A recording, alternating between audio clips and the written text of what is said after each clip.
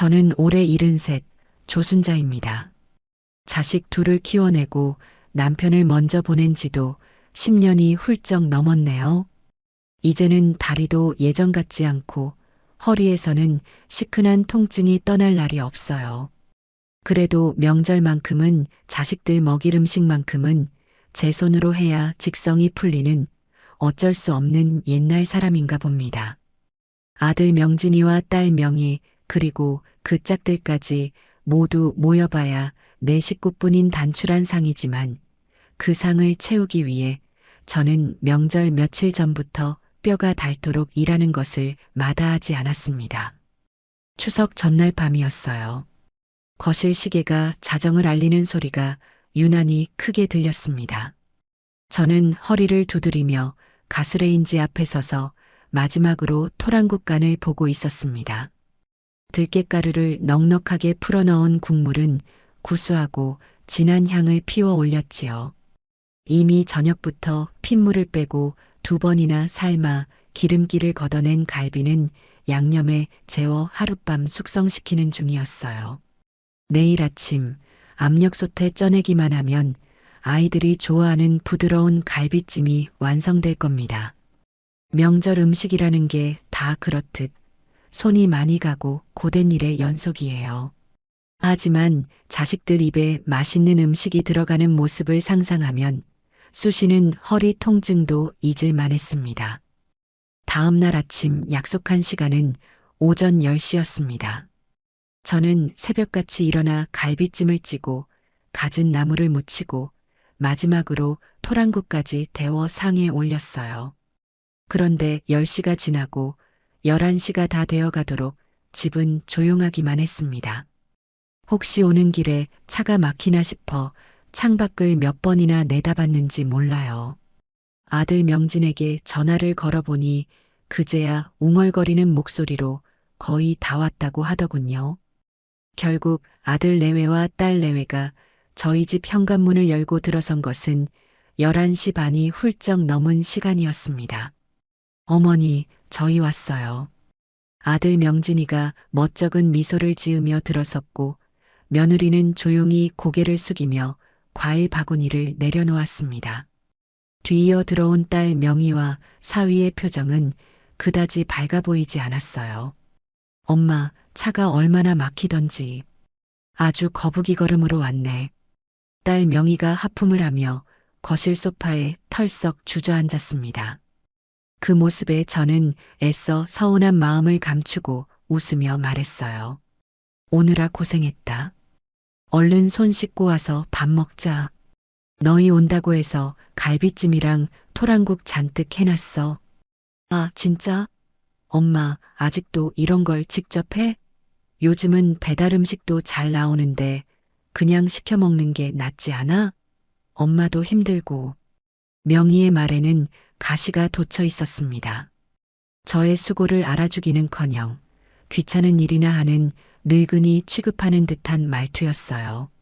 사위는 그저 아내의 옆에서 어색하게 웃고만 있을 뿐이었죠. 분위기가 싸늘해지는 것을 느낀 아들 명진이가 급하게 나섰습니다.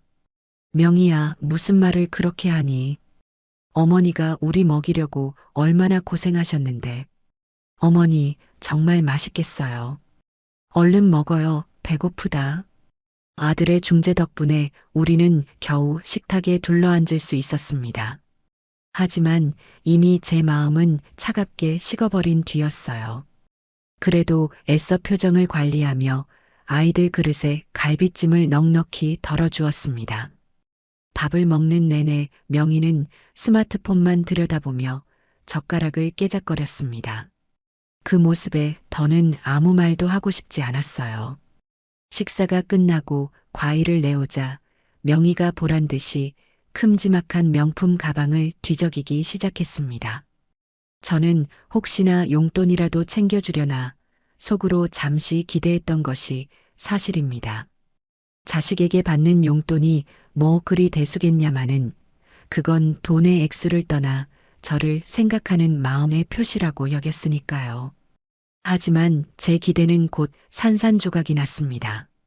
딸은 지갑을 꺼내더니 그 안에서 꼬깃꼬깃 접힌 1,000원짜리 지폐 5장과 동전 몇 개를 꺼내 식탁 위에 탁 소리가 나게 던졌습니다. 동전 하나가 대구르르 굴러 제 찻잔 옆에 멈춰 섰어요. 자, 엄마. 5,300원. 이걸로 퉁치자. 엄마가 지난번에 뭐 사다 달라고 심부름 시켰잖아. 그 값이야. 그랬지? 딸의 입가에는 비웃음이 걸려 있었습니다. 그 순간 제 머릿속이 하얗게 비는 듯한 충격을 받았어요. 주변의 모든 소리가 멀어지고 딸의 그 경멸 어린 표정과 식탁 위에 흩어진 돈만이 보였습니다. 제가 언제 심부름을 시켰던가요? 기억조차 나지 않는 사소한 부탁이었을 겁니다. 그 값어치가 평생을 바쳐 키운 딸에게 고작 5,300원짜리 모욕으로 돌아온 것이었습니다. 아들 명진이가 사색이 되어 소리쳤어요. 최명희, 너 지금 뭐 하는 짓이야? 당장 엄마한테 사과드려. 그러면서 명진이는 황급히 자신의 주머니에서 하얀 봉투를 꺼내 제게 내밀었습니다. 어머니, 이거 받으세요. 명희가 철이 없어서 그래요. 봉투 안에는 빳빳한 5만 원권 4장, 20만 원이 들어 있었습니다. 하지만 그 돈이 제 눈에 들어올 리가 없었어요. 제 심장은 얼음장처럼 차가워졌고 더 이상 참을 수가 없었습니다. 저는 자리에서 일어나 식탁 위에 흩어진 5,300원과 아들이 내민 20만 원이 든 봉투를 말없이 쓸어 담았습니다. 그리고는 딸과 아들의 발치에 그 돈을 던져버렸어요. 가지고 나가라. 제 목소리는 놀랍도록 차분했습니다. 그 돈 들고 너희 둘 다 당장 이 집에서 나가요. 다시는 찾아오지 마.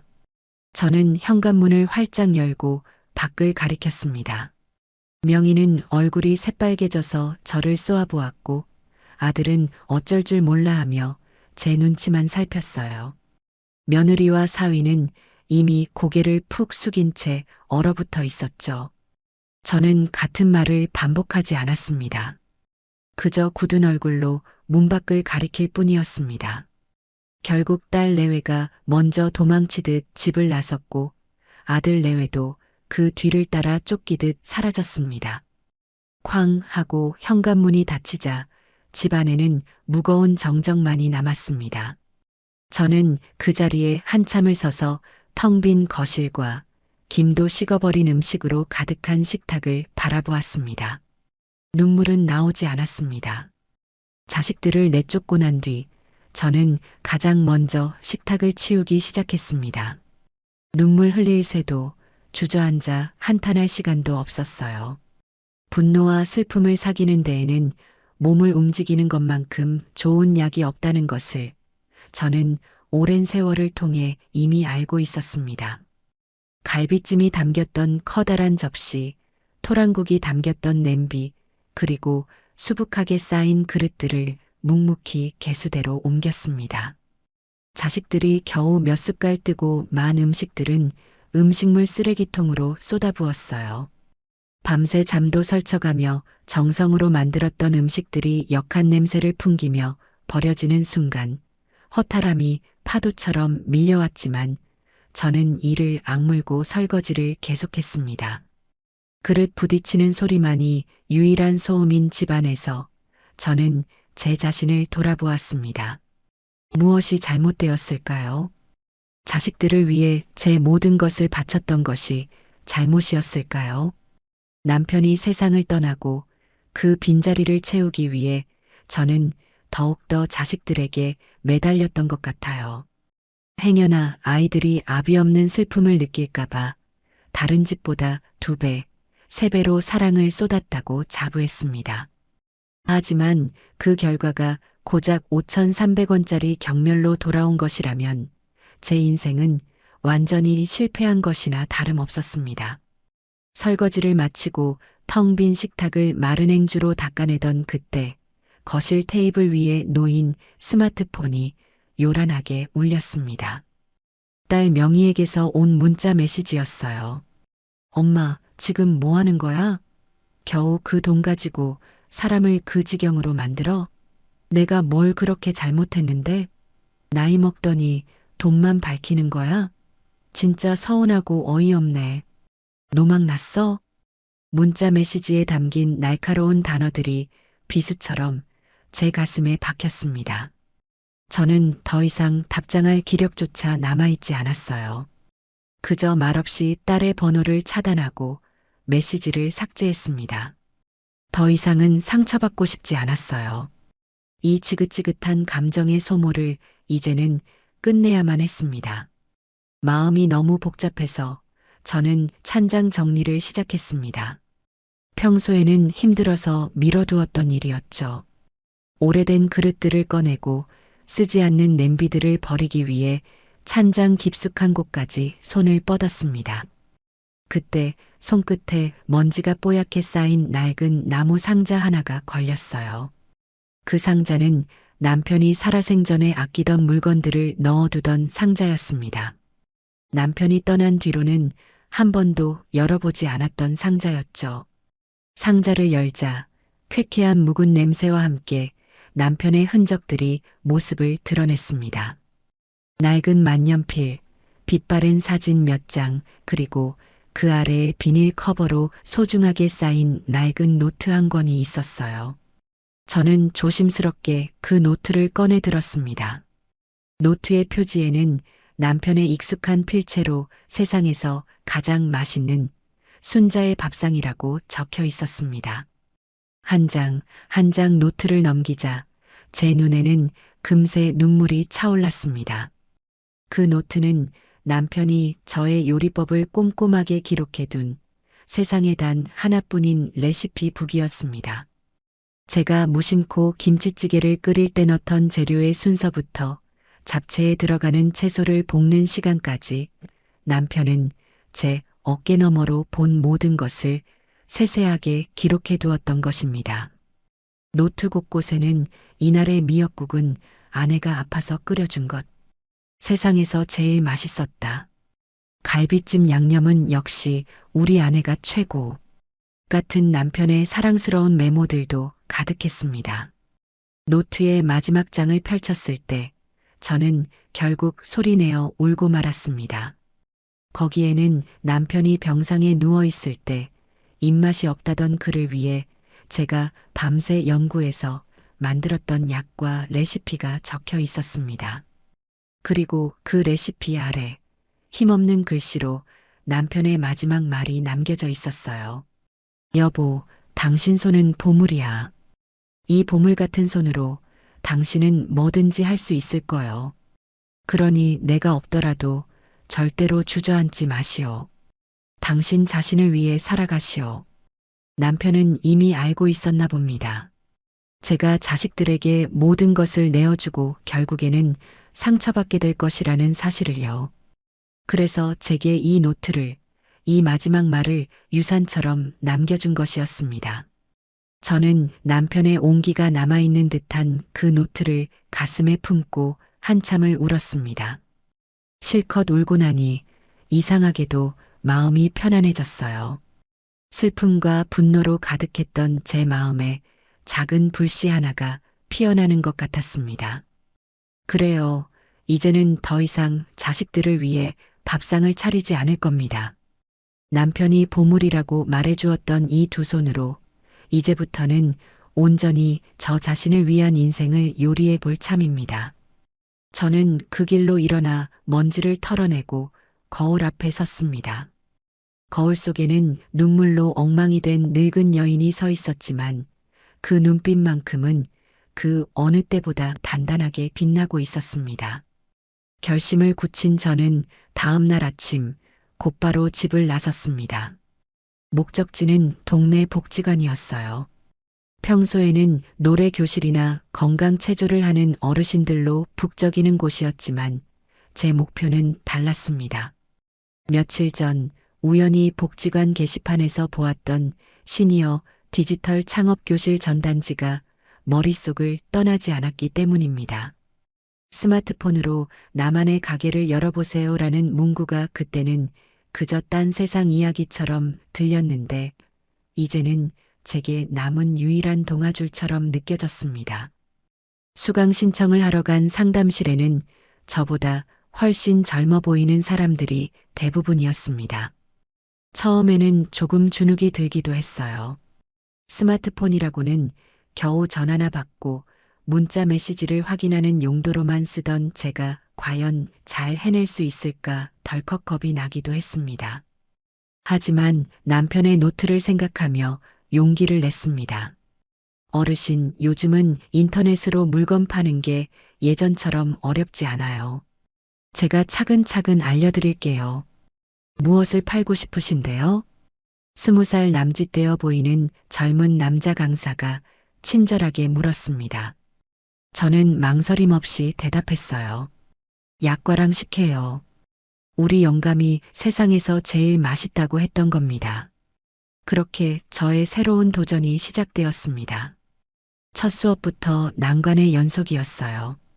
회원가입을 하는 데만 1시간이 꼬박 걸렸고 사진을 찍어 올리는 법을 배우는 데에는 반나절이 걸렸습니다. 젊은 사람들은 손가락으로 쓱쓱 몇 번 만지면 뚝딱 해내는 일들이 제게는 마치 높은 산처럼 느껴졌어요. 하지만 저는 포기하지 않았습니다. 수업이 끝나고 집에 돌아와서도 밤늦도록 스마트폰을 붙잡고 연습하고 또 연습했어요. 돋보기를 코끝에 걸치고 작은 글씨와 씨름하다 보면 어느새 동이 트기도 했습니다. 며칠간의 고군분투 끝에 저는 드디어 남편이 사랑한 순잔의 밥상이라는 이름으로 저만의 온라인 스토어를 열 수 있었습니다. 남편의 노트에 적힌 레시피 그대로 정성껏 만든 약과와 식혜 사진을 찍어 올렸어요. 조명도 배경도 볼품 없었지만 음식만큼은 진심을 다해 만들었습니다. 첫 주문을 기다리는 시간은 피가 마를 정도로 길게 느껴졌어요. 아무도 이 늙은이의 음식을 사주지 않으면 어떡하나 불안한 마음에 스마트폰만 하염없이 들여다보았습니다. 그리고 스토어를 연 지 사흘째 되던 날 오후 띠링하고 경쾌한 알림음이 울렸습니다. 첫 주문이 들어온 것이었어요. 동네에 사는 주부 한 분이 약과 한 세트를 주문한 것이었습니다. 저는 너무 기뻐서 저도 모르게 만세를 부를 뻔했습니다. 제 손으로, 제 능력으로 번 첫 돈이었습니다. 금액은 얼마 되지 않았지만 그 어떤 돈보다도 값지게 느껴졌어요. 저는 서툰 솜씨로 감사 인사가 담긴 쪽지를 쓰고 약과가 부서지지 않도록 꼼꼼하게 포장했습니다. 첫 주문을 시작으로 하루에 한두 건씩 주문이 들어오기 시작했습니다. 동네 이웃들이나 복지관 친구들이 팔아준 것이 대부분이었지만 저는 개의치 않았어요. 주문이 들어올 때마다 신이 나서 주방에서 콧노래를 부르며 음식을 만들었습니다. 그렇게 하루하루가 활기로 채워져 가던 어느 날 불청객이 찾아왔습니다. 딸 명희였어요. 엄마, 지금 이게 다 뭐야? 명희는 집안에 가득 쌓인 포장 상자들과 약과 반죽을 보며 기가 막힌다는 듯 소리쳤습니다. 저는 아무렇지 않은 척 대답했어요. 보는 그대로다. 장사하는 중이야. 장사? 엄마, 지금 망신스럽게 뭐 하는 거야? 이 나이에 무슨 장사야? 당장 그만둬. 동네 사람들이 엄마 욕하는 거 안 들려? 딸은 길길이 날뛰며 제게 삿대질을 했습니다. 그 모습이 참 우습게 보였어요. 자신의 엄마가 동네 사람들에게 손가락질 당하는 것이 창피했을까요? 아니면 이 늙은 엄마가 자신의 힘으로 돈을 버는 것이 못마땅했을까요? 저는 차분하게 명희를 바라보며 말했습니다. 네가 던진 5,300원보다는 훨씬 값진 일을 하는 중이다. 그리고 동네 사람들, 나 욕 안 해. 오히려 대단하다고 응원해 주신다. 그러니 너는 네 걱정이나 하고 살아요. 여긴 이제 네가 신경 쓸 곳이 아니니까. 제 단호한 태도에 명희는 잠시 말을 잃었습니다. 그리고는 분이 풀리지 않는다는 듯 두고 봐, 엄마. 후회하게 될 거야. 라는 말을 남기고 집을 뛰쳐나갔습니다. 저는 딸이 떠난 자리를 잠시 바라보다가 다시 하던 반죽에 집중했습니다. 이제는 더 이상 딸의 협박이나 분노에 흔들리지 않았어요. 제게는 이제 저를 응원해주는 사람들과 제 힘으로 지켜나가야 할 소중한 가게가 생겼으니까요. 딸 명희가 다녀간 뒤로 며칠간은 별다른 일 없이 평온했습니다. 주문은 꾸준히 늘었고 이제는 동네뿐만 아니라 다른 지역에서도 주문이 들어오기 시작했어요. 할머니의 정성이 느껴지는 맛, 어릴 적 먹던 바로 그 맛이라는 좋은 후기들이 차곡차곡 쌓여가는 것을 보는 것이 제게는 가장 큰 기쁨이었습니다. 제 인생에도 드디어 볕이 드는구나. 그런 생각을 하던 참이었어요. 하지만 그 평화는 오래가지 않았습니다. 어느 날 저녁부터 제 온라인 스토어에 이상한 후기들이 달리기 시작했습니다. 여기 위생 상태가 엉망인 것 같아요. 머리카락이 나왔어요. 맛이 예전 같지 않네요. 재료를 아끼는 건가요? 너무 달기만 하고 깊은 맛이 없어요. 돈 아깝네요. 등 온통 비난으로 가득한 글들이었습니다. 하루 이틀 사이에 그런 악성 후기가 10개 이상 달렸어요. 저는 한 번도 음식에 머리카락을 넣은 적이 없었고 남편의 레시피를 어긴 적도 없었습니다. 명백한 거짓말이었어요. 그 후기들이 달리기 시작하자마자 신기하게도 주문이 뚝 끊겼습니다. 하루에 10건이 넘게 들어오던 주문이 단 한 건도 들어오지 않는 날이 이어졌어요. 저는 망연자실했습니다. 애써 쌓아 올린 작은 성이 한순간에 무너져 내리는 기분이었죠. 밤에 잠도 오지 않았고 입맛도 잃었습니다. 누가 도대체 왜 이런 짓을 하는 걸까요? 머릿속에 딸 명희의 얼굴이 떠올랐지만 애써 그 생각을 지우려 했습니다. 아무리 미워도 제 자식이 이런 비열한 짓까지 했을 리는 없다고 믿고 싶었어요. 제가 절망에 빠져 허우적거리고 있을 때 저를 도와준 것은 뜻밖의 사람들이었습니다. 복지관에서 창업 수업을 가르쳐 주었던 젊은 강사와 그동안 제 음식을 꾸준히 주문해 주었던 단골 손님들이었어요. 어르신, 이거 아무래도 좀 이상해요. 후기들이 다 비슷한 시기에 비슷한 내용으로 올라왔어요. 제가 한번 알아볼게요. 강사는 마치 자신의 일처럼 발벗고 나섰습니다. 그는 악성 후기를 남긴 사람들의 인터넷 활동 기록을 추적하기 시작했어요. 그리고 며칠 뒤 충격적인 사실을 알아냈습니다. 악플을 단 아이디 대부분이 최근에 급하게 만들어진 유령 계정이었고 그 중 하나의 계정은 평소 명희가 자주 가는 인터넷 카페에서 활동한 흔적이 있다는 것이었습니다. 결정적인 증거는 없었지만 모든 정황이 제 딸을 가리키고 있었습니다. 같은 시각 저의 단골 손님들은 악성 후기에 맞서 싸워주기 시작했습니다. 저는 여기서 몇 번이나 시켜 먹었는데 한 번도 문제된 적 없어요. 사장님 음식은 정말 깨끗하고 맛있습니다. 이런 거짓 후기로 정직하게 장사하시는 분 괴롭히지 마세요. 이거 허위사실 유포로 신고해야 하는 거 아닌가요? 등 저를 옹호하는 댓글들이 악성 후기 아래에 줄줄이 달렸습니다. 저는 그 글들을 읽으며 뜨거운 눈물을 흘렸습니다. 피를 나눈 자식에게는 버림받았지만 얼굴도 모르는 사람들이 제 편이 되어주고 있었습니다. 세상은 아직 살아볼 만한 곳이라는 생각이 들었어요. 그리고 바로 그때 기적 같은 일이 일어났습니다. 구독자가 수십만 명에 달하는 유명 음식 유튜버가 제 가게에 대한 영상을 올린 것이었습니다. 그는 논란이 되고 있는 제 가게의 음식을 직접 주문해서 먹어보는 내용의 콘텐츠를 제작했어요. 자, 여러분. 요즘 이 할머님 가게가 악성 댓글 때문에 시끄럽다고 하는데요. 제가 직접 먹어보겠습니다. 유튜버는 제 약과를 한 입 베어 물고는 눈을 동그랗게 떴습니다. 와, 이건 진짜네요.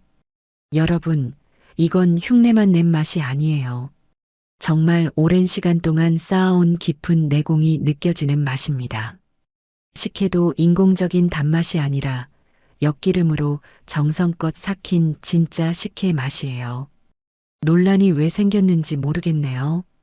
저는 제 이름을 걸고 말씀드릴 수 있습니다. 여기는 진짜 맛집입니다.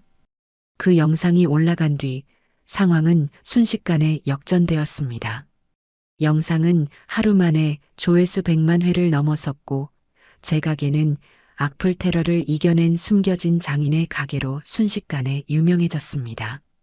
주문 알림은 쉴 새 없이 울렸고 하루 만에 준비한 재료가 모두 동이 날 정도였어요.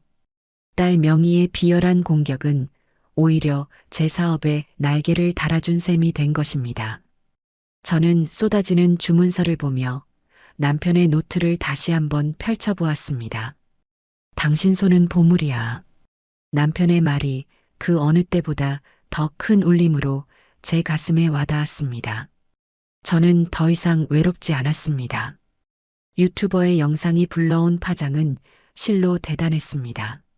제 작은 가게는 하루아침에 전국의 주목을 받는 명소가 되었어요. 주문 전화는 쉴 새 없이 울렸고 인터넷 주문창은 열리자마자 마감되기 일쑤였습니다. 저는 더 이상 혼자서 모든 일을 감당할 수가 없게 되었어요. 결국 복지관 강사의 도움을 받아 동네 어르신 2분을 직원으로 고용하고 기존의 작은 주방으로는 어림도 없어 상가 건물 한쪽에 번듯한 작업실까지 얻게 되었습니다. 남편이 남겨준 낡은 노트 한 권으로 시작한 일이 이제는 저 혼자만의 것이 아닌 어엿한 사업체가 된 것입니다. 새로운 작업실은 환하고 넓었습니다. 커다란 스테인리스 작업대와 반짝이는 새 오븐을 들여놓던 날, 저는 직원으로 오신 할머니들과 함께 웃으며 막걸리 한 잔을 기울였습니다. 평생을 남편과 자식의 뒷바라지만 하다가 이른이 넘어 제 이름 석자를 걸고 일하게 되니 하루하루가 꿈만 같았어요. 함께 일하는 동료가 생기니 외로울 틈도 없었습니다. 우리는 서로의 쑤시는 허리를 두드려주며 약과를 만들고 지난 드라마 이야기를 하며 식혜를 포장했습니다. 웃음소리가 끊이지 않는 작업실은 제게 새로운 집이자 새로운 가족이 되어 주었습니다. 하지만 저의 이런 행복이 누군가에게는 배 아픈 질투의 대상이 되었나 봅니다. 그 무렵부터 딸 명희와 사위가 제 작업실 주변을 맴돌기 시작했어요. 처음에는 그저 멀리서 기웃거리는 정도이더니 나중에는 대놓고 작업실 앞을 찾아와 저를 기다렸습니다. 엄마, 이야기 좀 해. 어느 날 퇴근길에 명희가 사위와 함께 제 앞을 막아섰습니다. 저는 굳이 피하지 않고 담담하게 물었어요. 무슨 할 말이 남았다고 찾아왔니? 엄마, 사업이 그렇게 잘 된다며? 돈도 많이 벌었다면서. 그런데 엄마 혼자만 그렇게 잘 살면 되는 거야? 자식들 생각은 안 해? 명희의 목소리에는 노골적인 시기심과 원망이 가득했습니다. 저는 기가 막혀서 헛웃음이 나왔어요. 내가 니들 생각까지 해야 할 이유가 있나? 나를 5,300원짜리로 취급하고 내 가게에 망하라고 저주를 퍼부은 게 바로 너희들이잖니? 그건 그때 일이고 엄마가 먼저 우릴 내쫓았잖아. 그리고 엄마 돈이 결국 우리 돈이지. 누구 돈이야? 어차피 나중에 다 우리한테 물려줄 거면서 뭘 그렇게 빡빡하게 굴어. 옆에 있던 사위도 거들었습니다. 장모님, 저희가 잘못했습니다. 하지만 저희도 좀 삽시다. 명희 엄마가 저렇게 성공하셨는데 저희가 이렇게 힘들게 사는 건 도리가 아니잖아요. 좀 도와주십시오. 그들의 뻔뻔함에 저는 더 이상 말을 섞고 싶지 않았습니다. 저는 차갑게 돌아섰어요. 꿈 깨거라. 너희에게 물려줄 재산은 단 1원도 없다. 그러니 앞으로는 너희 힘으로 벌어서들 살아. 다시는 찾아오지 마라. 제 단호한 거절에 딸 내외의 얼굴이 흉측하게 일그러졌습니다. 그들은 제 등 뒤에 대고 악에 바친 소리를 질렀지만 저는 한 번도 뒤돌아보지 않고 집으로 향했습니다. 그들의 탐욕이 여기서 끝이 아닐 것이라는 불길한 예감이 들었지만 저는 두렵지 않았습니다. 이제 제 곁에는 저를 지켜주는 좋은 사람들이 있었으니까요. 역시나 제 예감은 틀리지 않았습니다. 며칠 뒤 제 집으로 법원에서 보낸 등기후 편물이 하나 도착했습니다. 봉투를 뜯어본 저는 제 눈을 의심했어요. 그 안에는 성년후견 개시 심판 청구서라는 것이 들어 있었습니다. 청구인은 딸 최명희와 사위 박서준, 사건 본인, 즉 후견을 받아야 할 사람의 이름에는 제 이름 조순자가 적혀 있었습니다. 그들은 제가 고령으로 인해 정상적인 판단 능력이 결여되어 재산 관리를 제대로 할 수 없으니 자식인 자신들이 저희 법정 후견인이 되어야 한다고 주장하고 있었습니다. 제 모든 재산을 법적으로 빼앗아 가려는 그들의 마지막 발악이 시작된 것이었습니다. 청구서에는 제가 최근 갑자기 사업을 시작한 것이나 주변 사람들에게 돈을 헤프게 쓰는 것, 그리고 자식들을 이유 없이 내쫓은 것 등이 모두 판단 능력이 흐려진 증거라고 적혀 있었습니다. 어이가 없어서 웃음이 터져 나왔어요. 동시에 피가 거꾸로 솟는 듯한 분노가 치밀어 올랐습니다. 자식이라는 이름으로 어떻게 이런 짓까지 할 수 있을까요? 저는 곧바로 복지관의 젊은 강사에게 연락했습니다. 그는 서류를 보더니 이미 예상했다는 듯 침착하게 말했습니다. 어르신, 너무 걱정 마세요. 이건 상대방의 일방적인 주장일 뿐이에요. 어르신이 정상적인 판단 능력을 가지고 계시다는 것만 증명하면 아무 문제 없습니다. 제가 아는 변호사님께 바로 연락해서 도와달라고 할게요. 그의 셔츠를 입은 든든한 모습에 저는 불안했던 마음을 가라앉힐 수 있었습니다. 그래요. 이제는 더 이상 예전처럼 속수무책으로 당하기만 하던 조순자가 아니었습니다. 저는 제 인생을, 제 재산을 지키기 위해 싸울 준비가 되어 있었습니다. 그날 밤 저는 남편의 레시피 노트를 펼쳐놓고 뜬 눈으로 밤을 새웠습니다. 남편의 글씨를 보고 있자니 두려움 대신 싸워야 할 이유와 용기가 샘솟는 듯 했습니다. 며칠 뒤 저는 강사가 소개해준 변호사와 함께 법원으로 향했습니다. 가정법원에서 열리는 첫 심리기일이었어요. 복도에서 마주친 딸 명희와 사위는 마치 승리자라도 된 것처럼 의기양양한 표정으로 저를 쳐다보았습니다. 그들의 눈에는 늙고 힘없는 어머니를 상대로 손쉬운 승리를 예상하는 오만함이 가득했어요. 저는 아무런 표정 없이 그들을 지나쳐 조정실로 들어갔습니다. 어머님, 자식들이 어머님을 걱정해서 이러는 겁니다.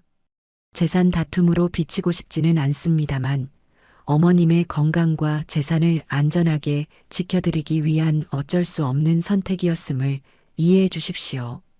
조정실에 마주 앉자마자 상대편 변호사가 위선적인 말투로 입을 열었습니다. 딸 명희는 그 옆에서 고개를 끄덕이며 금방이라도 눈물을 흘릴 것처럼 슬픈 표정을 지어 보였어요. 맞아요, 판사님. 저희 엄마가 요즘 이상하세요. 갑자기 없던 사업을 벌이시더니 주변에 돈을 마구 뿌리고 다니세요. 저희가 걱정돼서 말리면 화만 내시고 이제는 저희를 알아보지도 못하고 내쫓기까지 하셨어요. 딸의 입에서 나오는 거짓말들을 들으며 저는 조용히 눈을 감았습니다. 저 아이를 제가 어떻게 키웠던가요? 제 모든 것을 희생하며 애지중지 키운 결과가 고작 이런 것이라니 참담한 심정이었습니다. 하지만 감상에 젖어 있을 시간은 없었어요. 조순자 씨, 따님의 말에 대해 어떻게 생각하십니까? 조정위원의 질문에 저는 천천히 입을 열었습니다. 모두 거짓말입니다. 저는 아주 건강하고 제정신입니다.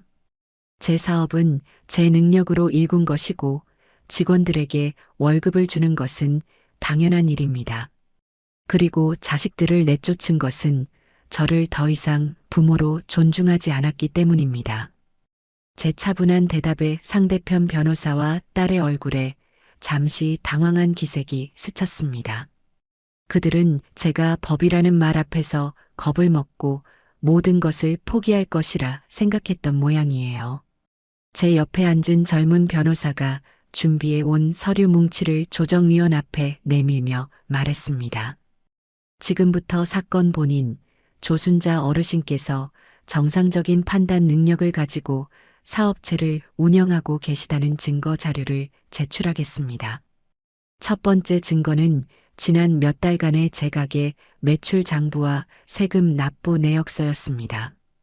꼼꼼하게 정리된 장부에는 매일의 수입과 지출이 정확하게 기록되어 있었고 세금 역시 한 푼도 밀리지 않고 성실하게 납부한 사실이 명시되어 있었어요. 어리숙한 노인네의 치기 어린 장사가 아니라 투명하고 체계적으로 운영되는 사업체임을 증명하는 자료였습니다. 이것은 어르신의 주거래 은행에서 발급받은 금융거래 내역입니다. 보시다시피 따님의 주장처럼 돈을 헤프게 쓴 내역은 어디에도 없습니다. 오히려 매달 꾸준히 수익금을 저축하고 계십니다. 두 번째 증거가 제출되자 명의의 표정이 굳어지기 시작했습니다. 하지만 진짜 반격은 이제부터가 시작이었어요. 그리고 이것은 대학병원 신경정신과에서 발급받은 조순자 어르신의 정신감정 소견서입니다. 변호사는 소견서의 중요한 부분을 큰 소리로 읽어내려갔습니다. 피검사자 조순자는 인지능력, 판단능력, 기억력 등 모든 정신능력 평가에서 정상 소견을 보였으며 독립적인 의사 결정과 재산관리 능력이 충분한 것으로 판단됨. 소견서 내용이 울려 퍼지는 순간 조정실의 분위기는 완전히 반전되었습니다. 명의와 사위 그리고 상대편 변호사는 이제 더 이상 할 말이 없는 듯 입을 굳게 다물었어요. 조정위원은 저를 바라보며 부드러운 목소리로 물었습니다. 어르신, 따님과의 관계가 어쩌다 이렇게까지 된 겁니까? 저는 그제야 참았던 숨을 길게 내쉬며 모든 것을 털어놓았습니다. 명절 아침에 있었던 5,300원짜리 모욕과 제 가게에 쏟아졌던 악성 댓글에 대한 이야기까지요. 제 변호사는 결정적인 증거를 마지막으로 제출했습니다. 이것은 따님 최명희 씨가 어머니의 가게에 악성 후기를 작성했다는 정황 증거입니다. 후기를 작성한 IP 일부가 최명희 씨의 자택 주소와 일치하는 것으로 확인되었습니다. 그 증거 앞에서 명희는 결국 무너져 내렸습니다. 아니에요. 내가 안 그랬어요. 라며 발악했지만 그 목소리에는 아무런 힘이 실려 있지 않았어요. 모든 상황이 정리되고 조정위원이 마지막으로 제 의사를 물었습니다. 어르신, 이 청구는 기각될 것이 분명해 보입니다. 혹시 따님에게 하고 싶은 말씀이 있으십니까? 저는 자리에서 일어나 딸과 사위를 똑바로 쳐다보았습니다. 그리고 제 인생을 건 마지막 선언을 했습니다. 판사님, 오늘 이 자리에서 분명히 밝히고 싶은 것이 있습니다. 저는 오늘부로 제 명의로 된 모든 재산을 사회에 환원할 것을 서약합니다. 네, 장모님, 그게 무슨 말씀이세요? 사위가 경악하며 소리쳤지만 저는 아랑곳하지 않고 말을 이어갔습니다. 제가 사는 이 집과 제 이름으로 된 예금은 제가 죽은 뒤 불우한 이웃을 위해 쓰일 것입니다. 그리고 제가 운영하는 가게, 남편이 사랑한 순잔의 밥상은 저와 같은 노인들의 일자리를 창출하는 사회적 기업으로 전환할 생각입니다. 그러니 이제 너희들이 탐낼 제 재산은 단 1원도 남아있지 않습니다. 제 선언이 끝나자 조정실에는 무거운 침묵이 흘렀습니다. 딸 명희는 넋이 나간 사람처럼 멍하니 저를 바라보았고 사위의 얼굴은 하얗게 질려 있었습니다. 그들의 탐욕스러운 계획이 산산조각 나는 소리가 들리는 듯 했습니다. 저는 그들을 향해 마지막으로 말했어요. 그러니 이제 그만 내 인생에서 사라져다오. 그 말을 끝으로 저는 변호사와 함께 미련 없이 조정실을 걸어 나왔습니다. 등 뒤로 딸의 절규인지 분노인지 모를 울음소리가 희미하게 들려오는 듯 했지만 저는 단 한 번도 뒤돌아보지 않았습니다.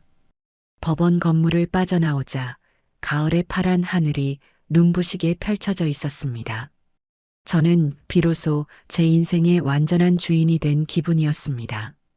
제가 재산을 사회에 환원하겠다고 선언한 일은 생각보다 더 큰 파장을 불러왔습니다. 작은 동네 신문에 실렸던 이야기가 인터넷을 통해 퍼져나가면서 방송국에서도 연락이 오기 시작했어요. 저는 유명해지고 싶은 마음은 없었기에 대부분의 인터뷰는 거절했지만 제 의지는 확고했습니다. 변호사의 도움을 받아 유언장을 공증하고 가게를 사회적 기업으로 전환하기 위한 절차를 차근차근 밟아나갔습니다. 그 소식이 알려진 뒤 딸 명희와 사위는 완전히 무너져 내렸습니다. 그들이 마지막 동아줄처럼 여기고 있던 어머니의 재산이라는 환상이 깨져버렸기 때문이죠. 얼마 지나지 않아 사위의 사업이 부도가 났다는 소식을 들었습니다. 애초에 제 재산을 담보로 무리하게 사업을 벌였던 모양이에요. 그들이 살던 번듯한 아파트도 경매로 넘어가고 결국 월세방을 전전하는 신세가 되었다는 이야기도 동네 친구를 통해 전해 들었습니다. 화려하게 치장하고 다니던 딸 명희는 생계를 위해 마트 계산원으로 취직했다고 합니다. 한 번은 장을 보러 갔다가 계산대에서 굳은 얼굴로 바코드를 찍고 있는 딸과 마주친 적이 있었어요. 저와 눈이 마주친 순간 명희는 화들짝 놀라며 고개를 푹 숙였습니다. 예전처럼 윤기가 흐르던 얼굴은 온데간데였고 피곤과 절망에 절어 푸석푸석해진 얼굴만 남아 있었습니다. 저는 아무 말 없이 계산만 하고 돌아섰지만 그날 밤 잠을 이루기가 어려웠습니다. 통쾌한 마음보다는 씁쓸하고 아픈 마음이 더 컸어요. 아무리 미워도 제 배 아파 낳은 자식이었으니까요. 반면에 아들 명진이에게는 작은 변화가 생겼습니다. 그동안 명희의 등살에 눌려 기 한 번 제대로 펴지 못했던 아들은 동생의 몰락을 지켜보며 무언가 깨달은 바가 있었던 것 같아요. 어느 날 저녁 아들이 작업복 차림으로 제 가게를 찾아왔습니다. 손에는 작은 음료수 한 박스를 들고 있었어요. 어머니, 일 끝나고 오는 길에 들렀어요. 직원분들이랑 같이 드세요. 아들은 제 앞에 서는 것조차 어려워하며 쭈뼛거렸습니다. 저는 아무 말 없이 아들이 내민 박스를 받아들었어요. 이게 무슨 일이야? 웬일로 찾아왔어? 그냥 어머니 얼굴 한번 뵙고 싶어서요. 저 공사 현장에서 다시 일 시작했어요. 명희 일은 정말 죄송합니다. 제가 오빠 노릇을 제대로 못해서 일이 이렇게까지 됐어요. 아들은 진심으로 미안해하는 얼굴이었습니다. 저는 아들의 손을 보았어요. 못이 박이고 군데군데 긁힌 상처가 가득한 정직하게 땀 흘려 일한 사람의 손이었습니다. 그래, 늦지 않았다. 지금부터라도 네 인생, 네 힘으로 똑바로 살면 되는 거야. 어머니, 나는 너한테 용서를 구하라는 말 안 한다. 용서는 내가 아니라 너 스스로에게 받는 거야. 부끄럽지 않게 당당하게 살아가는 모습 보여주는 거. 그것보다 더 큰 효도는 없다. 제 말에 아들은 고개를 숙인 채 조용히 눈물만 흘렸습니다. 저는 주방으로 들어가 따뜻한 식혜 한 그릇을 담아 아들에게 건넸습니다. 아들은 어린아이처럼 훌쩍이며 그 식혜를 단숨에 들이켰어요. 그날 이후로 아들은 종종 퇴근길에 가게에 들러 굳은 일을 돕고 가곤 했습니다. 무거운 밀가루 포대를 나르기도 하고 가게 앞을 깨끗하게 청소하기도 했어요. 우리는 많은 대화를 나누지는 않았지만 땀 흘려 함께 일하는 시간 속에서 깨졌던 신뢰가 아주 조금씩 천천히 회복되고 있다는 것을 느낄 수 있었습니다. 시간이 흘러 다시 추석 명절이 돌아왔습니다. 작년에 그 텅 비고 차가웠던 명절과는 모든 것이 달라져 있었어요. 남편이 사랑한 순잔의 밥상은 이제 동네의 사랑방 같은 곳이 되었습니다. 저는 명절을 앞두고 가게를 찾는 손님들에게 나누어줄 송편을 빚기 위해 이른 아침부터 분주하게 움직였습니다. 저와 함께 일하는 직원 할머니 두 분과 저녁마다 가게 일을 돕는 아들 명진이까지 네 사람이 모여 앉아 도란도란 이야기를 나누며 송편을 빚으니 금세 커다란 소쿠리 하나가 가득 찼습니다. 어머니, 송편 정말 예쁘게 빚으시네요. 그럼 내가 왕년에는 동네에서 송편 제일 잘 빚는다고 소문이 자자했지. 웃음꽃을 피우며 일을 하고 있는데 가게 유리문 밖으로 익숙한 인형 하나가 서성이는 것이 보였습니다. 한눈에 봐도 제 딸 명이었어요. 허름한 옷차림에 잔뜩 야윈 얼굴. 명희는 가게 안으로 들어오지도 못하고 그저 하염없이 안을 들여다보고만 있었습니다. 한참을 그렇게 서성이던 명희는 저와 눈이 마주치자 화들짝 놀라며 돌아서 가버렸습니다. 저는 아무렇지 않은 척 일을 계속했지만 마음 한구석이 계속 아려왔습니다. 명절 당일 가게는 그 어느 때보다 북적였습니다. 명절에 갈 곳 없는 독거노인들을 위해 무료로 떡국을 대접하는 행사를 열었기 때문이에요. 저와 직원들은 쉴 새 없이 떡국을 나르고 설거지를 하며 눈코 뜰 새 없이 바쁜 시간을 보냈습니다. 한창 바쁜 점심시간이 거의 끝나갈 무렵 가게 문이 조심스럽게 열리더니 명희가 들어왔습니다. 모두의 시선이 명희에게로 쏠렸지만 딸은 아무 말도 하지 않았습니다. 그저 주방 구석으로 걸어가더니 벽에 걸려있던 낡은 앞치마를 찾아 허리에 둘렀어요. 그리고는 산더미처럼 쌓여있는 그릇들 앞에 서서 고무장갑을 끼고 설거지를 하기 시작했습니다. 저기서 뭐 하는 거야? 직원 할머니 한 분이 제게 속삭였지만 저는 아무 말 없이 딸의 뒷모습을 바라보기만 했습니다. 명희는 정말 단 한마디도 없이 마치 속죄라도 하는 사람처럼 묵묵히 그릇만 닦았습니다.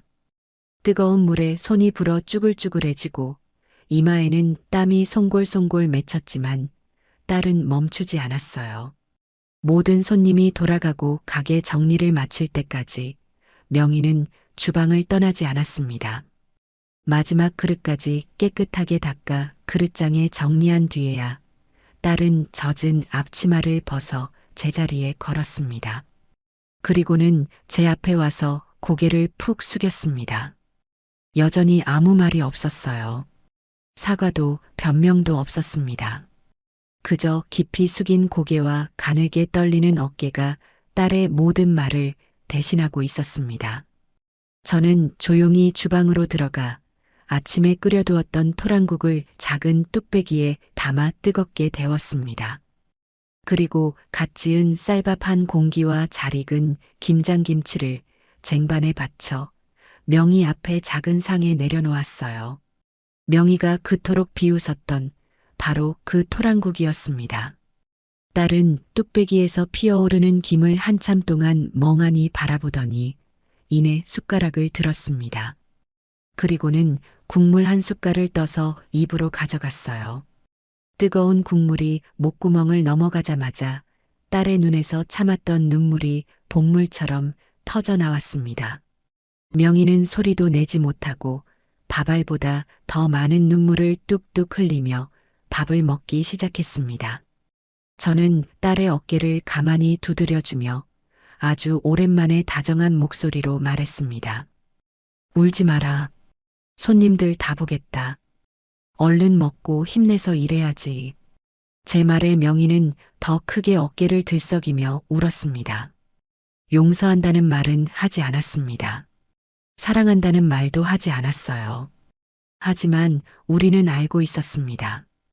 뜨거운 토랑국 한 그릇에 그 모든 말이 담겨 있다는 것을요. 길고 길었던 우리의 갈등은 그렇게 소박하지만 따뜻한 밥상 앞에서 비로소 끝이 나고 있었습니다. 그것은 완벽한 해피엔딩은 아닐지 몰라도 상처투성이 가족이 서로를 보듬으며 새로운 첫걸음을 내딛는 진정한 시작이었습니다. 안녕하세요. 제 이름은 하영순, 나이는 73입니다.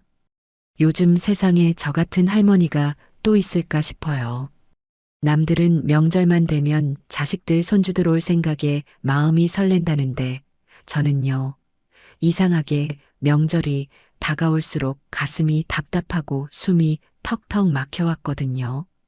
특히 사위 녀석의 얼굴을 볼 생각을 하면 벌써부터 머리가 지끈거리고 뒷목이 뻐근해졌어요. 그래서 제가 몇 년 전부터 아주 특별한 결심을 했습니다. 명절 때만 되면 딸이고 사위고 다 내팽개치고 조용히 집을 나서는 거죠. 저만의 해방구요? 바로 안동입니다. 왜 하필 안동이냐고요? 그곳엔 제 인생의 가장 아름다운 시절과 세상에서 가장 사랑했던 한 남자의 흔적이 고스란히 남아있기 때문이에요. 오늘 제가 왜 그 지긋지긋한 사위를 피해 매년 안동으로 도망칠 수밖에 없었는지, 그리고 그 비밀스러운 여행 끝에 어떤 기막힌 반전이 저를 기다리고 있었는지 가속 시원한 이야기를 한번 풀어놓아 볼까 합니다. 추석을 딱 일주일 앞둔 어느 화요일 오후였어요. 거실 소파에 앉아 꾸벅꾸벅 졸고 있는데 요란한 벨소리가 제 단잠을 깨웠습니다. 화면에 뜬 우리 딸 지수라는 이름을 보는 순간 제 마음속에서는 올 것이 왔구나 하는 작은 한숨이 터져 나왔죠. 아니나 다를까 전화를 받자마자 수화기 너머로 딸 지수의 명랑하고도 살가운 목소리가 들려왔습니다. 엄마, 잘 지내셨어? 우리 엄마 목소리 듣고 싶어서 전화했지. 저는 애써 반가운 척 목소리를 가다듬으며 대답했어요. 오냐, 우리 딸. 엄마야 잘 지내지. 너야말로 밥은 잘 챙겨 먹고 다니는 거냐? 그렇게 형식적인 안부가 몇 마디 오가고 지수는 곧바로 본론을 꺼냈습니다. 엄마, 다름이 아니라 이번 추석 말이야. 우리 언제쯤 내려가면 좋을까? 현우 씨는 연휴 시작하자마자 가서 장모님이랑 같이 맛있는 것도 해먹고 으쌰으쌰 힘도 좀 써드리고 싶다는데 엄마 생각은 어때? 딸의 목소리만 들렸다면 얼마나 좋았을까요? 지수의 말이 채 끝나기도 전에 수화기 너머 저편에서 낯익으면서도 영 부담스러운 목소리가 훅 끼어들었습니다. 바로 제 사위 정현우였죠. 장모님, 저 현우입니다. 잘 지내셨죠? 지수 말대로 저희 이번에 좀 일찍 내려가서 장모님 힘드신 일 좀 덜어드리려고요. 특히 그 창고 말입니다. 장모님. 거기 쌓인 먼지가 몇 년치는 될 텐데 이번 기회에 저랑 같이 싹 한번 정리하시죠. 제가 또 정리 전문가 아니겠습니까? 능글맞고 넉살 좋은 사위의 목소리에 제 속은 벌써부터 기름을 부은 듯 느글거리기 시작했습니다. 창고 정리. 저 녀석의 입에서 저 말이 나올 줄 제가 이미 알고 있었어요. 저에게는 남편과의 추억이 깃든 보물 창고가 저 녀석의 눈에는 그저 먼지 쌓인 고물 창고 혹은 돈 될 만한 물건들이 숨겨진 노다지 창고로만 보였을 테니까요. 저는 애써 불쾌한 기색을 감추고 최대한 평온한 목소리로 대답했습니다. 아이고, 정서방. 마음만도 고맙네. 하지만 창고는 무슨. 너희들 오면 내가 맛있는 거나 실컷 해줘야지. 올 때 힘들 테니 명절 전날 저녁에나 맞춰서 천천히 오려무나. 전화를 끊고 저는 한동안 소파에 멍하니 앉아 있었습니다. 사위 녀석의 창고 정리하시죠. 라는 말이 귓가에 맴돌며 제 평화로운 일상을 뒤흔들고 있었죠. 저는 조용히 자리에서 일어나 제 방으로 들어갔습니다. 그리고는 서랍 깊숙한 곳에 넣어두었던 스마트폰을 꺼내 들었어요. 잠시의 망설임도 없이 저는 곧장 KTX 예매 어플을 열었습니다. 출발지는 서울, 도착지는 안동. 날짜는 명절 이틀 전 새벽. 제 손가락은 마치 오랫동안 연습이라도 한 듯 익숙하고 능숙하게 예매 버튼을 눌렀습니다. 예매가 완료되었습니다. 라는 문구를 확인하는 순간 꽉 막혔던 제 숨통이 비로소 시원하게 트이는 기분이었습니다. 그래, 올해도 떠나는 거다.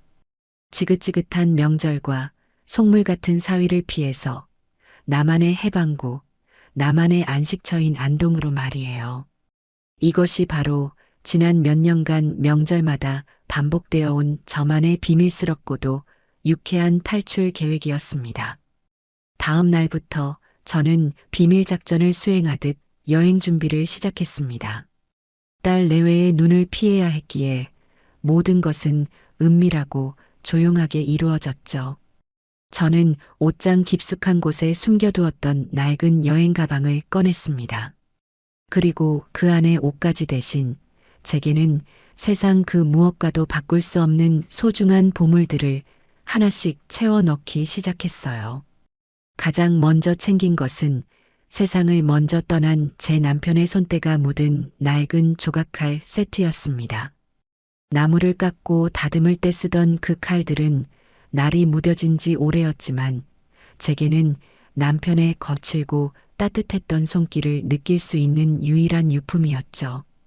그리고 남편이 생전에 마지막으로 만들었던 주먹만한 크기의 작은 목각 인형 하나를 부드러운 천에 감싸 가방에 넣었습니다. 웃고 있는 아이의 모습을 띤 그 인형은 남편이 그토록 보고 싶어 했던 첫 손주의 모습을 상상하며 만든 것이었어요. 마지막으로 빛바랜 흑백 사진 몇 장을 챙겼습니다. 풋풋한 20살의 저와 남편이 안동 월영교 위에서 수줍게 손을 잡고 찍은 사진, 그리고 남편이 자신의 작은 공방에서 작품에 열중하고 있는 모습을 제가 몰래 찍은 사진이었죠. 이 모든 것이 제가 안동으로 떠나는 진짜 이유이자 제 여행의 가장 중요한 목적이었습니다. 저는 단순히 사위를 피해 도망치는 것이 아니었어요. 저는 제 인생의 가장 찬란했던 순간과 제 남편의 영혼을 만나러 가는 길이었습니다. 제 사위 정현우를 처음 만났을 때 저는 정말 복도 많다고 생각했어요. 훤칠한 키에 서글서글한 눈매, 그리고 어른을 공경할 줄 아는 깍듯한 태도까지 무엇 하나 흠잡을 데 없는 완벽한 사위감이었죠. 골동품과 민속품을 감정하고 거래하는 사업을 한다는 그의 직업도 왠지 모르게 멋있고 고상하게 느껴졌습니다. 남편을 일찍 여의고 홀로 외동딸 지수를 키워온 제게 듬직한 아들 하나가 생긴 것 같아 얼마나 든든하고 기뻤는지 몰라요. 지수는 그런 현우 옆에서 세상 가장 행복한 여자의 얼굴을 하고 있었고 저는 두 아이의 미래를 축복하며 기쁜 마음으로 결혼을 허락했습니다. 엄마, 현우 씨 정말 괜찮은 사람이지? 나한테도 잘하고 엄마한테도 싹싹하게 잘하잖아. 딸의 말처럼 현우는 결혼 후에도 변함없이 다정한 남편이자 살가운 사위였습니다. 주말이면 꼬박꼬박 저를 찾아와 말벗이 되어 주었고 제 낡은 집 구석구석을 살피며 장모님, 여기는 위험하니 제가 고쳐드리겠습니다. 라며 굳은 일도 마다하지 않았어요. 하지만 그 완벽해 보였던 사위의 가면이 벗겨지기 시작한 것은 정말 한순간의 일이었습니다. 그날은 현우가 저희 집에 온 지 서너 번째 되던 주말이었어요. 집안의 낡은 전등을 갈아주던 현우가 제게 무심코 물었습니다. 장모님, 저기 마당 끝에 있는 낡은 창고는 뭐 하는 곳이에요? 문이 굳게 잠겨 있네요. 저는 아무 생각 없이 대답했죠. 아, 저기. 우리 애 아빠가 쓰던 공방일세. 살아생전에 나무 만지는 걸 좋아해서 저기서 살다시피 했지. 지금은 그냥 애 아빠 물건들 넣어두는 창고로 쓰고 있고, 제 말에 현우의 눈이 미묘하게 반짝이는 것을 저는 미처 알아채지 못했습니다. 그러세요? 장인어른께서 손재주가 좋으셨나 보네요. 궁금한데 제가 한번 구경해도 될까요, 장모님? 저는 그의 순수한 호기심을 의심하지 않고 기꺼이 녹슨 열쇠 꾸러미를 들고 그를 창고로 데려갔습니다. 삐거덕하는 소리와 함께 무거운 창고 문이 열리는 순간 켜켜이 쌓인 먼지와 짙은 나무 냄새가 우리를 맞았습니다. 창고 안은 수십 년의 세월이 멈춘 듯 남편이 살아생전 쓰던 모습 그대로였어요.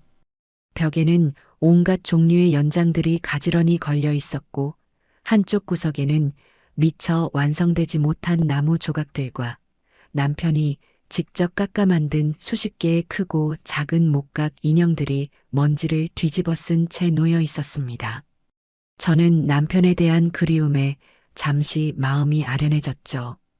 그런데 제 옆에 서 있던 사위 현우의 반응은 제 예상과는 전혀 달랐습니다. 그는 창고 안을 둘러보며 감탄이나 추억에 젖는 대신 마치 돈 되는 물건을 찾아 헤매는 매의 눈으로 먼지 쌓인 작품들을 훑어보기 시작했어요. 그리고는 제게 돌아서서 아주 진지하고도 은밀한 목소리로 말했습니다. 장모님, 이거 그냥 썩히기에는 너무 아까운 물건들 같은데요. 혹시 모르니 제가 아는 전문가 한번 불러서 이게 돈이 될 만한 물건들인지 값이라도 한번 매겨드릴까요? 그 말을 듣는 순간 제 머릿속이 띵하고 울리는 것 같았습니다. 제게는 남편의 땀과 눈물 그리고 영혼이 깃든 이 신성한 공간이 사위의 눈에는 그저 돈이 될 만한 물건들이 쌓여 있는 곳으로밖에 보이지 않았던 겁니다. 저는 그 순간 이 아이의 서글서글한 미소 뒤에 숨겨진 차가운 속물 근성을 보았습니다. 저는 애써 불쾌감을 누르고 단호하게 말했죠. 아니, 괜찮네. 이건 돈으로 값을 매길 수 있는 물건들이 아니야.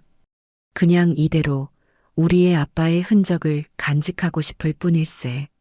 제 단호한 거절에도 현우는 포기하지 않았습니다. 그날 이후 그는 저희 집에 올 때마다 교묘하게 창고 이야기를 꺼내며 제 속을 긁기 시작했어요. 장모님, 그 창고 말입니다. 저렇게 방치해두면 나무가 썩거나 벌레가 먹을 수도 있어요. 제가 아는 박물관 관장님이 있는데 좋은 값에 사들릴 수도 있다고요. 장모님, 요즘 경기도 어려운데 저거 팔아서 지수랑 해외여행이라도 한번 다녀오시는 건 어떠세요? 그의 집요한 회유에 저는 점점 더 사위를 만나는 것이 불편하고 부담스러워지기 시작했습니다. 더 저를 속상하게 했던 것은 바로 제 딸 지수의 태도였습니다. 저는 어느 날 딸에게 조심스럽게 속마음을 털어놓았어요. 지수야, 엄마는 정서방이 자꾸 창고 이야기 꺼내는 게 좀 불편하구나. 너희 아빠의 소중한 유품인데 자꾸 돈으로만 생각하는 것 같아서 말이다. 하지만 제 고민에 대한 딸의 대답은 제 가슴에 비수를 꽂았습니다. 에이, 엄마. 뭘 그렇게 예민하게 생각해. 현우 씨는 다 엄마 생각해서 그러는 거지. 솔직히 그 창고 너무 낡고 위험하긴 하잖아. 먼지도 많고 전문가가 와서 깔끔하게 정리해주면 엄마한테도 좋은 거 아니야? 딸은 조금의 망설임도 없이 남편의 편을 들었습니다. 제게는 그 창고가 돌아가신 남편의 분신과도 같은 곳이라는 사실을 제 딸은 전혀 이해하지 못하고 있었던 것이죠. 아니, 이해하려 하지 않았던 것일지도 모릅니다. 남편의 성공과 물질적 풍요에 익숙해진 제 딸에게도 아버지의 낡은 유품은 그저 처치 곤란한 먼지 쌓인 것들에 불과했던 겁니다. 저는 그날 제 편은 아무도 없다는 깊은 외로움과 배신감을 느꼈습니다. 그리고 바로 그때 결심했어요. 내 남편의 소중한 유산은 내가 내 손으로 직접 지켜야만 한다고 말이에요. 드디어 명절 이틀 전 저의 비밀스러운 탈출 작전이 시작되는 날이 밝았습니다.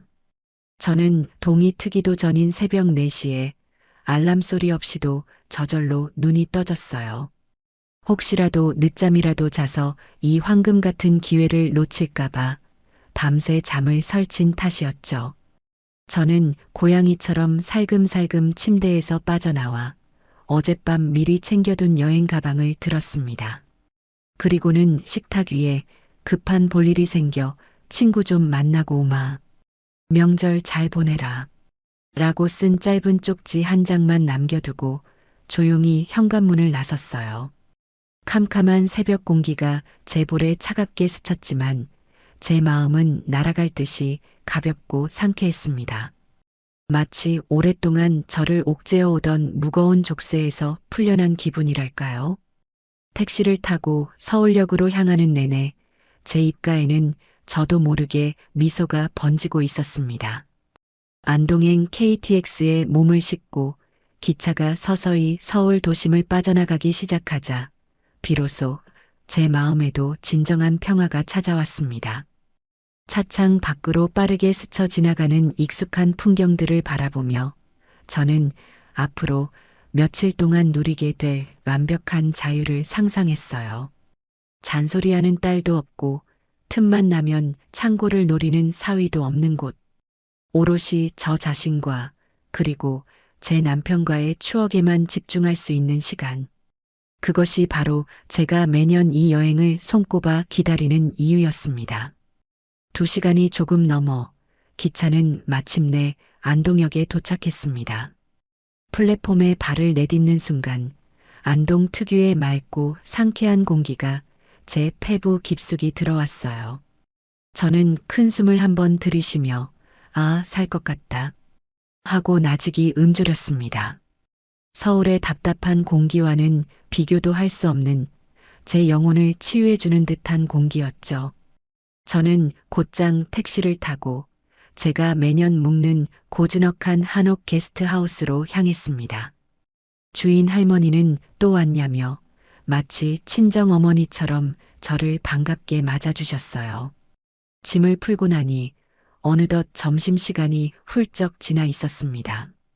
저는 남편과 연애 시절 돈 없는 가난한 대학생이었던 우리가 큰맘 먹고 들렀던 작은 식당을 찾아갔어요. 그리고 남편이 세상에서 가장 좋아했던 헛제사밥을 주문했습니다. 제 앞에 놓인 정갈한 녹그릇들을 보니 금방이라도 맞은편에 남편이 앉아 영순아 많이 먹어다 하며 웃어줄 것만 같아 저도 모르게 눈시울이 뜨거워졌죠. 저는 밥알 하나하나를 천천히 씹으며 남편의 빈자리를 그리운 추억으로 채워나갔습니다. 식사를 마치고 저는 안동의 명소인 월영교로 향했어요. 해가 질 무렵 아름다운 조명이 켜진 월영교를 홀로 걷고 있으니 수십 년 전 풋풋했던 20살의 제 모습과 남편의 모습이 아련하게 떠올랐습니다. 영순아, 내가 나중에 꼭 성공해서 너를 세상에서 가장 행복한 여자로 만들어주마. 다리 위에서 제 손을 꼭 잡고 약속하던 남편의 앳된 목소리가 마치 귓가에 생생하게 들려오는 듯 했습니다. 저녁이 되어 게스트하우스로 돌아오니 마당 평상에서 다른 손님들이 옹기종기 모여 두런두런 이야기를 나누고 있었습니다. 저는 조용히 방으로 들어가려는데 그중 한 청년이 제 손에 들린 낡은 조각칼 가방을 보고는 자리에서 벌떡 일어나 제게 다가왔어요. 어르신, 죄송하지만 잠시 그것 좀 볼 수 있을까요? 앳된 얼굴의 그 청년은 자신을 민속학을 공부하는 대학원생 김민준이라고 소개했습니다. 저는 별 생각 없이 그에게 조각할 가방을 건넸어요.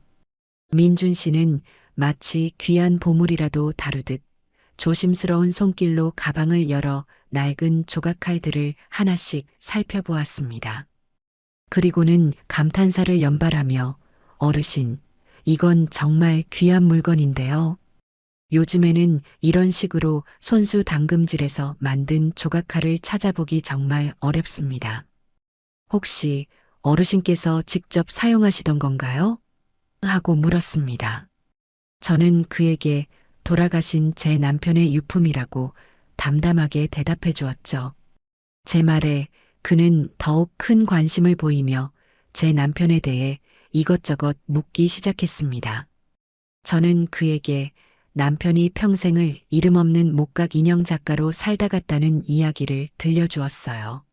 제 이야기를 듣는 내내 그의 눈은 존경심과 호기심으로 반짝이고 있었습니다. 우리는 그날 밤 꽤 오랫동안 평상에 앉아 제 남편의 삶과 예술에 대한 이야기를 나누었습니다. 그렇게 안동에서의 평화로운 하룻밤이 지나고 드디어 지긋지긋한 명절 당일이 밝았습니다. 저는 아침 일찍 일어나 휴대폰을 아예 무음으로 바꿔놓고 게스트하우스를 나섰어요.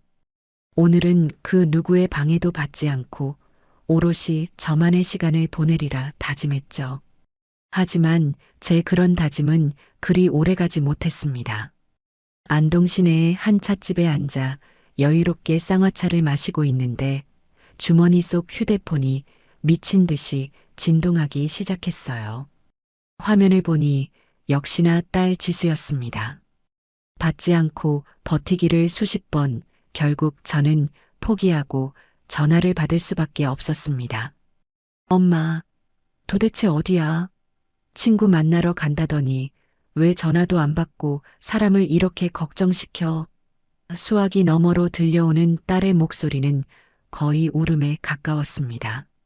저는 일부러 아무렇지 않은 척 태연하게 대답했죠. 어머, 우리 딸. 명절인데 바쁘지 않고 엄마한테 전화도 다 했네. 나야 친구랑 잘 있지. 너희야말로 맛있는 거 많이 먹고 명절 잘 보내고 있는 거냐? 제 여유로운 대답에 딸은 더욱 속이 타는 듯 했습니다. 엄마, 지금 그게 문제야?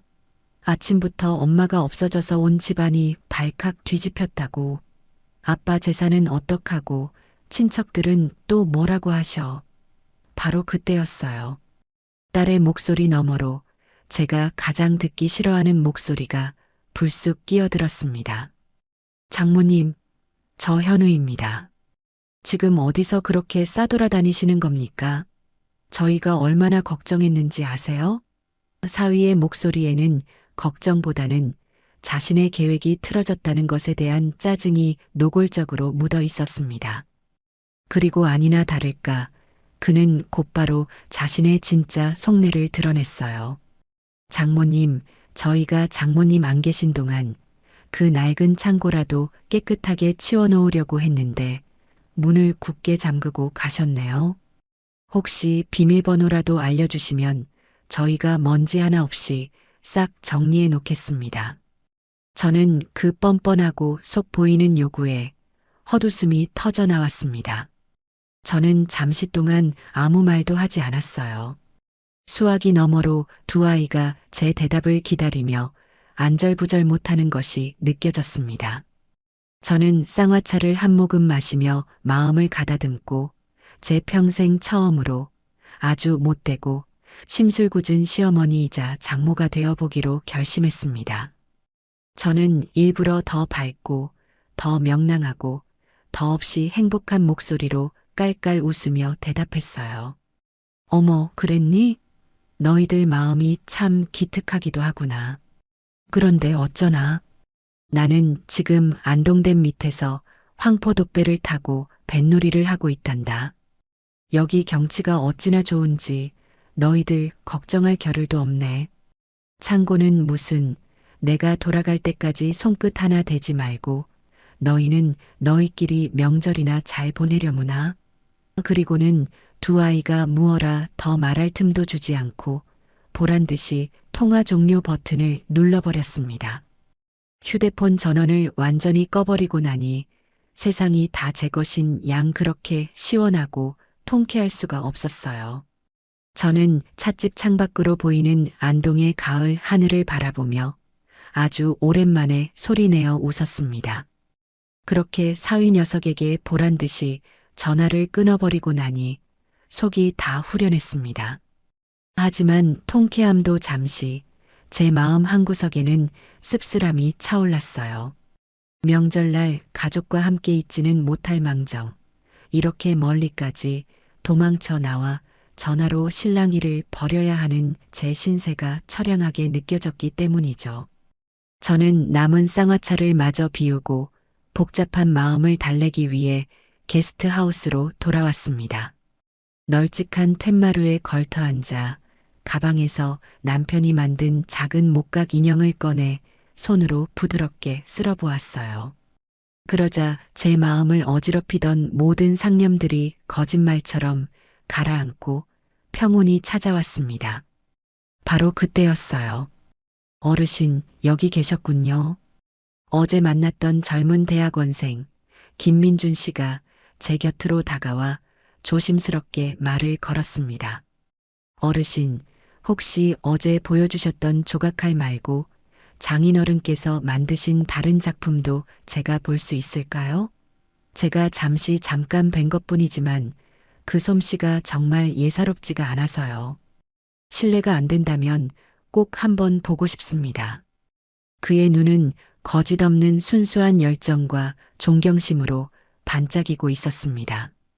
사위 녀석의 탐욕스러운 눈빛과는 질적으로 다른 진짜배기의 눈이었죠. 저는 잠시 망설였습니다. 남편의 작품들은 제게는 너무나 사적이고 소중한 영역이었으니까요. 하지만 이 청년에게라면 제 남편의 삶한 조각을 보여줘도 괜찮을 것 같다는 믿음이 들었습니다. 글쎄, 실물은 다 서울 창고에 있어서 대신 내가 찍어둔 사진이라도 괜찮겠는가? 제 말에 민준 씨는 어린아이처럼 얼굴을 환하게 밝히며 고개를 끄덕였습니다. 저는 제 낡은 휴대폰을 꺼내 사진첩 깊숙한 곳에 저장해 두었던 창고 사진들을 그에게 보여주기 시작했어요. 먼지가 뽀얗게 쌓인 선반 위에 크기도 모양도 제각각인 수십 개의 목각, 인형과 동물 조각들이 빼곡히 들어차 있는 사진들이었죠. 사진을 넘겨보던 민준 씨의 표정이 시간이 지날수록 점점 더 심각하게 굳어지기 시작했습니다. 그는 숨소리조차 내지 않고 화면에 코를 박을 듯이 집중해서 사진을 들여다보았어요. 어르신, 잠시만요. 이 사진 조금만 더 확대해 주실 수 있으세요? 그는 학 한 마리가 날갯짓하는 모습을 조각한 작품을 가리켰습니다. 저는 그의 요청대로 사진을 확대해 주었죠. 그러자 그는 거의 비명에 가까운 탄성을 내뱉었습니다. 맙소사. 이건 말도 안 돼. 이 결 좀 보세요. 나무의 결을 그대로 살리면서 마치 살아있는 학의 깃털처럼 표현했어요.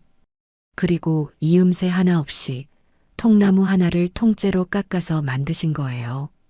이런 기법은 그는 흥분을 감추지 못하고 한동안 말을 잇지 못했습니다. 그리고는 제 손을 덥석 잡으며 떨리는 목소리로 물었어요. 어르신, 정말 죄송하지만 이 작품들을 만드신 장인어른의 성함이 어떻게 되시는지 여쭤봐도 될까요? 저는 그의 갑작스러운 행동에 조금 놀랐지만 이내 남편의 이름을 담담하게 말해주었습니다.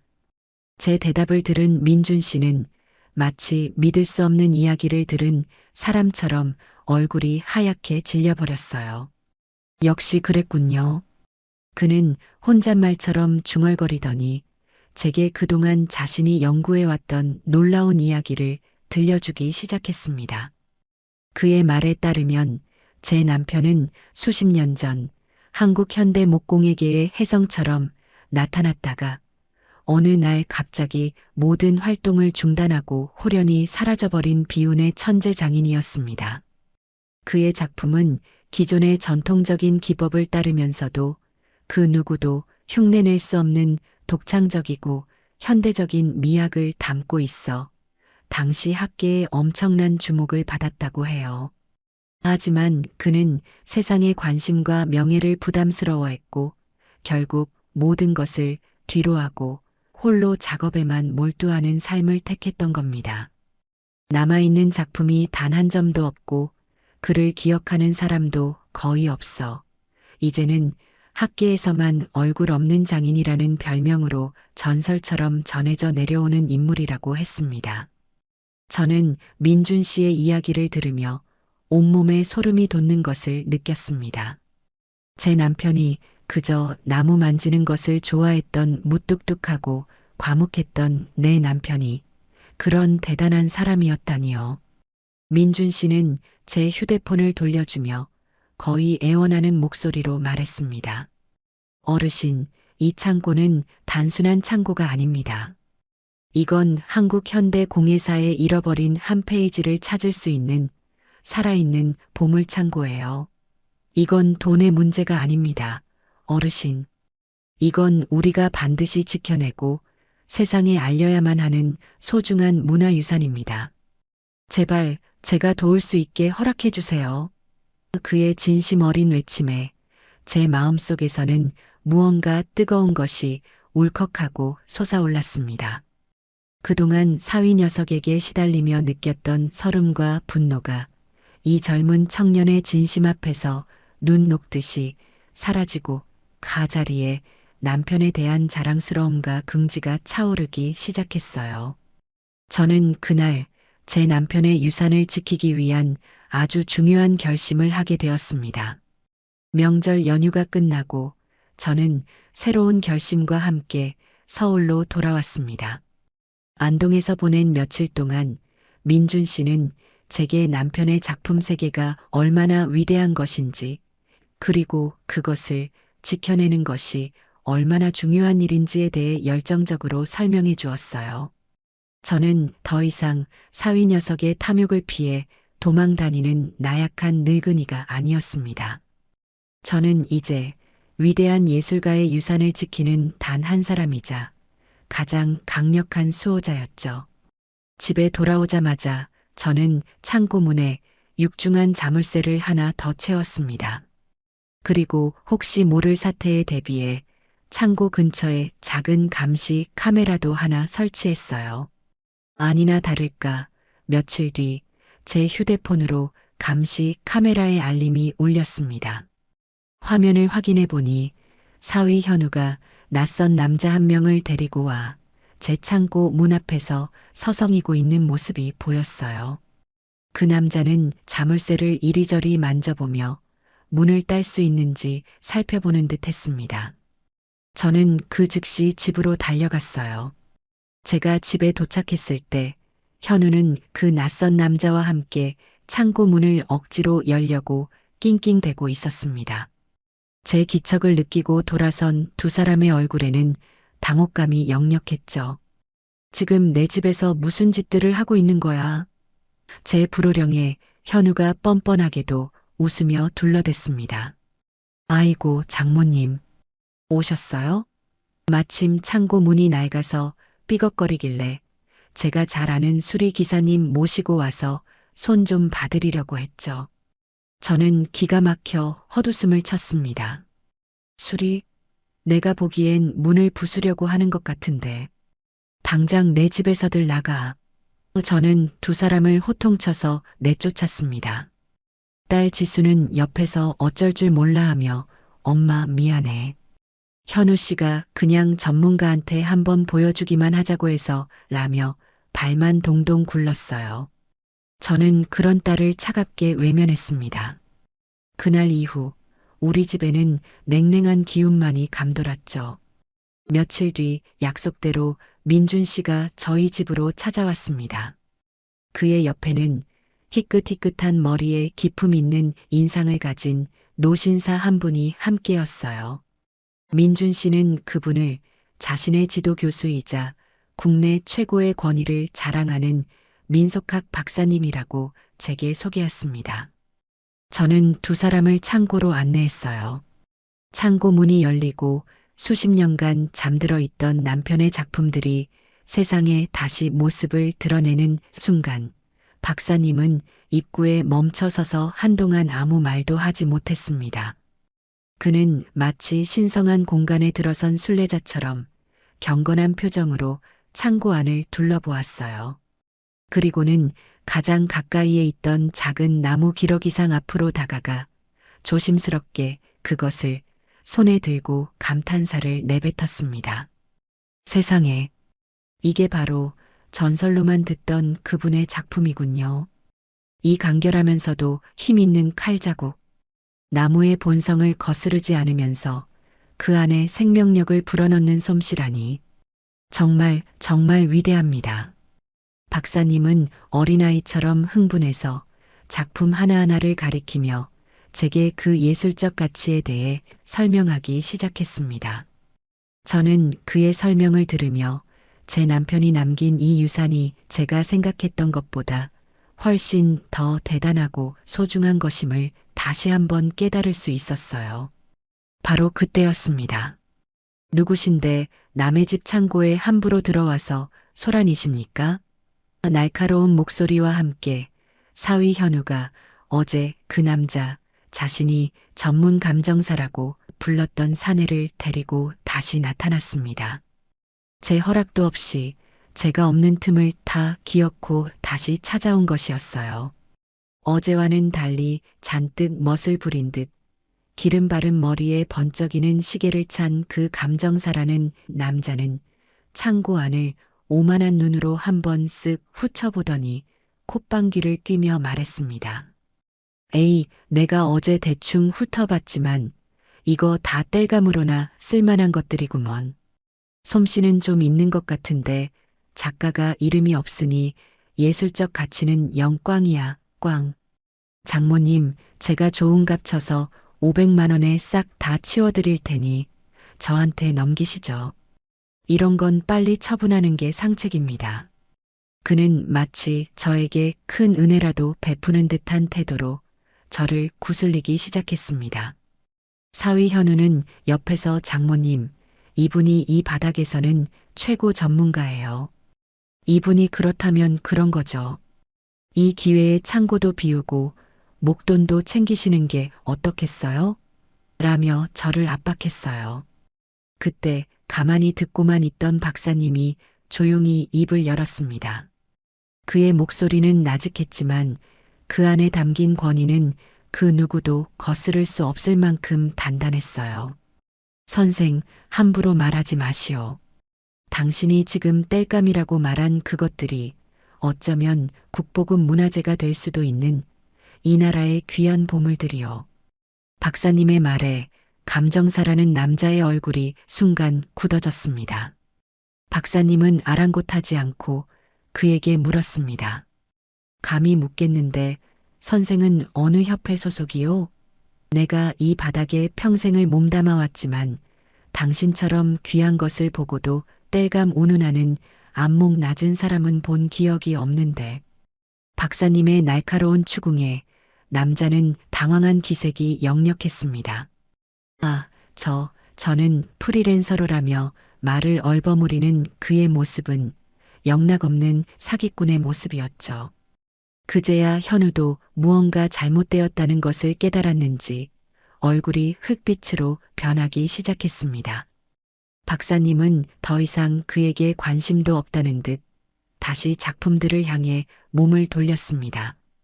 그리고는 창고 안의 작품들이 지닌 예술적 가치와 역사적 의미를 마치 강연이라도 하듯 하나씩 설명하기 시작했어요. 진짜 전문가의 등장 앞에 가짜 감정사와 속물사위는 완전히 압도당하고 말았습니다. 박사님의 열정적인 설명은 1시간 넘게 이어졌습니다. 그는 제 남편의 작품들이 어떻게 전통적인 조각 기법을 계승하면서도 서구의 모더니즘을 독창적으로 결합시켰는지, 그리고 그 시대의 아픔과 희망을 어떻게 나무라는 진료 안에 섬세하게 녹여냈는지에 대해 막힘없이 설명했어요. 그의 설명을 듣고 있으니 무뚝뚝하고 과묵하기만 했던 제 남편이 마치 위대한 예술가처럼 새롭게 보였습니다. 설명을 듣는 내내 딸 지수는 부끄러움과 죄책감에 고개도 들지 못했고 사기꾼 감정사는 어느새 슬그머니 자취를 감춘 뒤였어요. 하지만 제 사위 현우의 반응은 제 예상을 완전히 벗어났습니다. 그는 작품의 예술적 가치나 역사적 의미에는 전혀 관심이 없다는 듯 박사님의 설명이 끝나기 무섭게 끼어들었습니다. 그의 눈은 탐욕으로 번들거리며 오직 한 가지에만 꽂혀 있었죠. 그래서요, 교수님. 그래서 그 가치가 대략 돈으로 환산하면 얼마나 된다는 말씀이십니까? 억 단위는 되는 겁니까?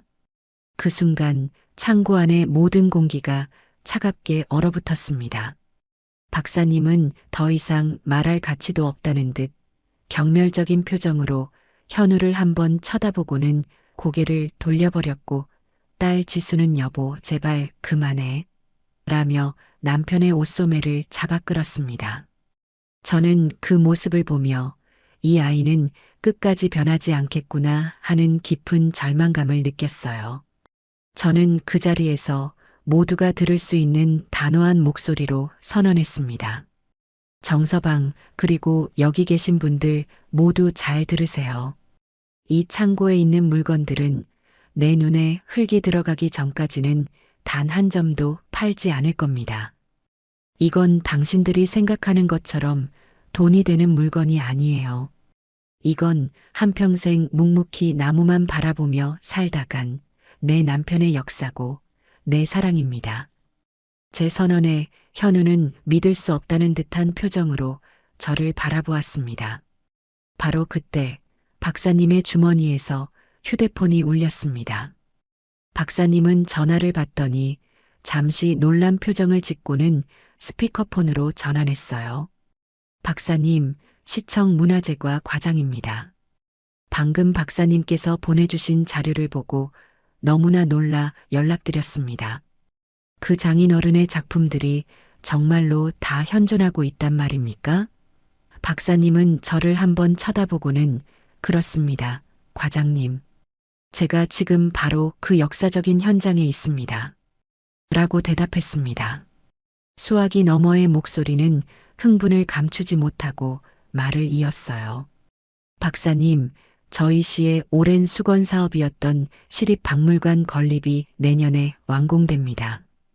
혹시 유족분께서 동의해 주신다면 저희가 그분의 작품들을 기증받아 박물관 내에 특별 전시관을 만들어 영구히 보존하고 그 위대한 업적을 기리고 싶습니다. 물론 기증 절차에 따른 합당한 보상과 예우는 저희 시에서 책임지고 약속드리겠습니다. 시청의 공식적인 제안이었습니다.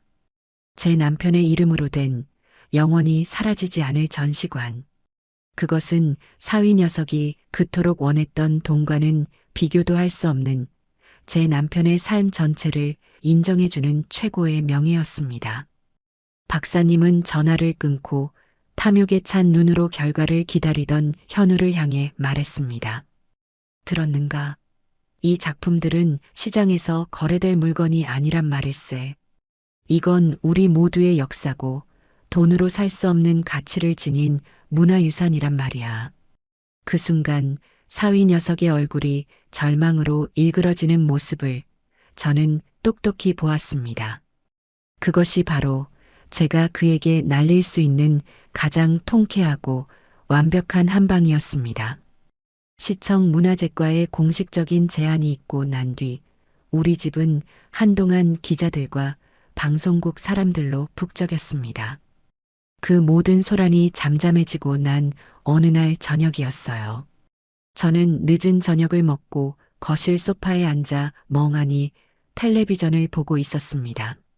화면에서는 온갖 화려한 것들이 쉴 새 없이 지나갔지만 제 눈에는 아무것도 들어오지 않았죠. 바로 그때 딸 지수가 조용히 제 방문을 열고 들어왔습니다. 잔뜩 헬쑥해진 얼굴로 제 앞에 와서 아무 말도 못하고 그저 고개만 푹 숙이고 서 있더군요.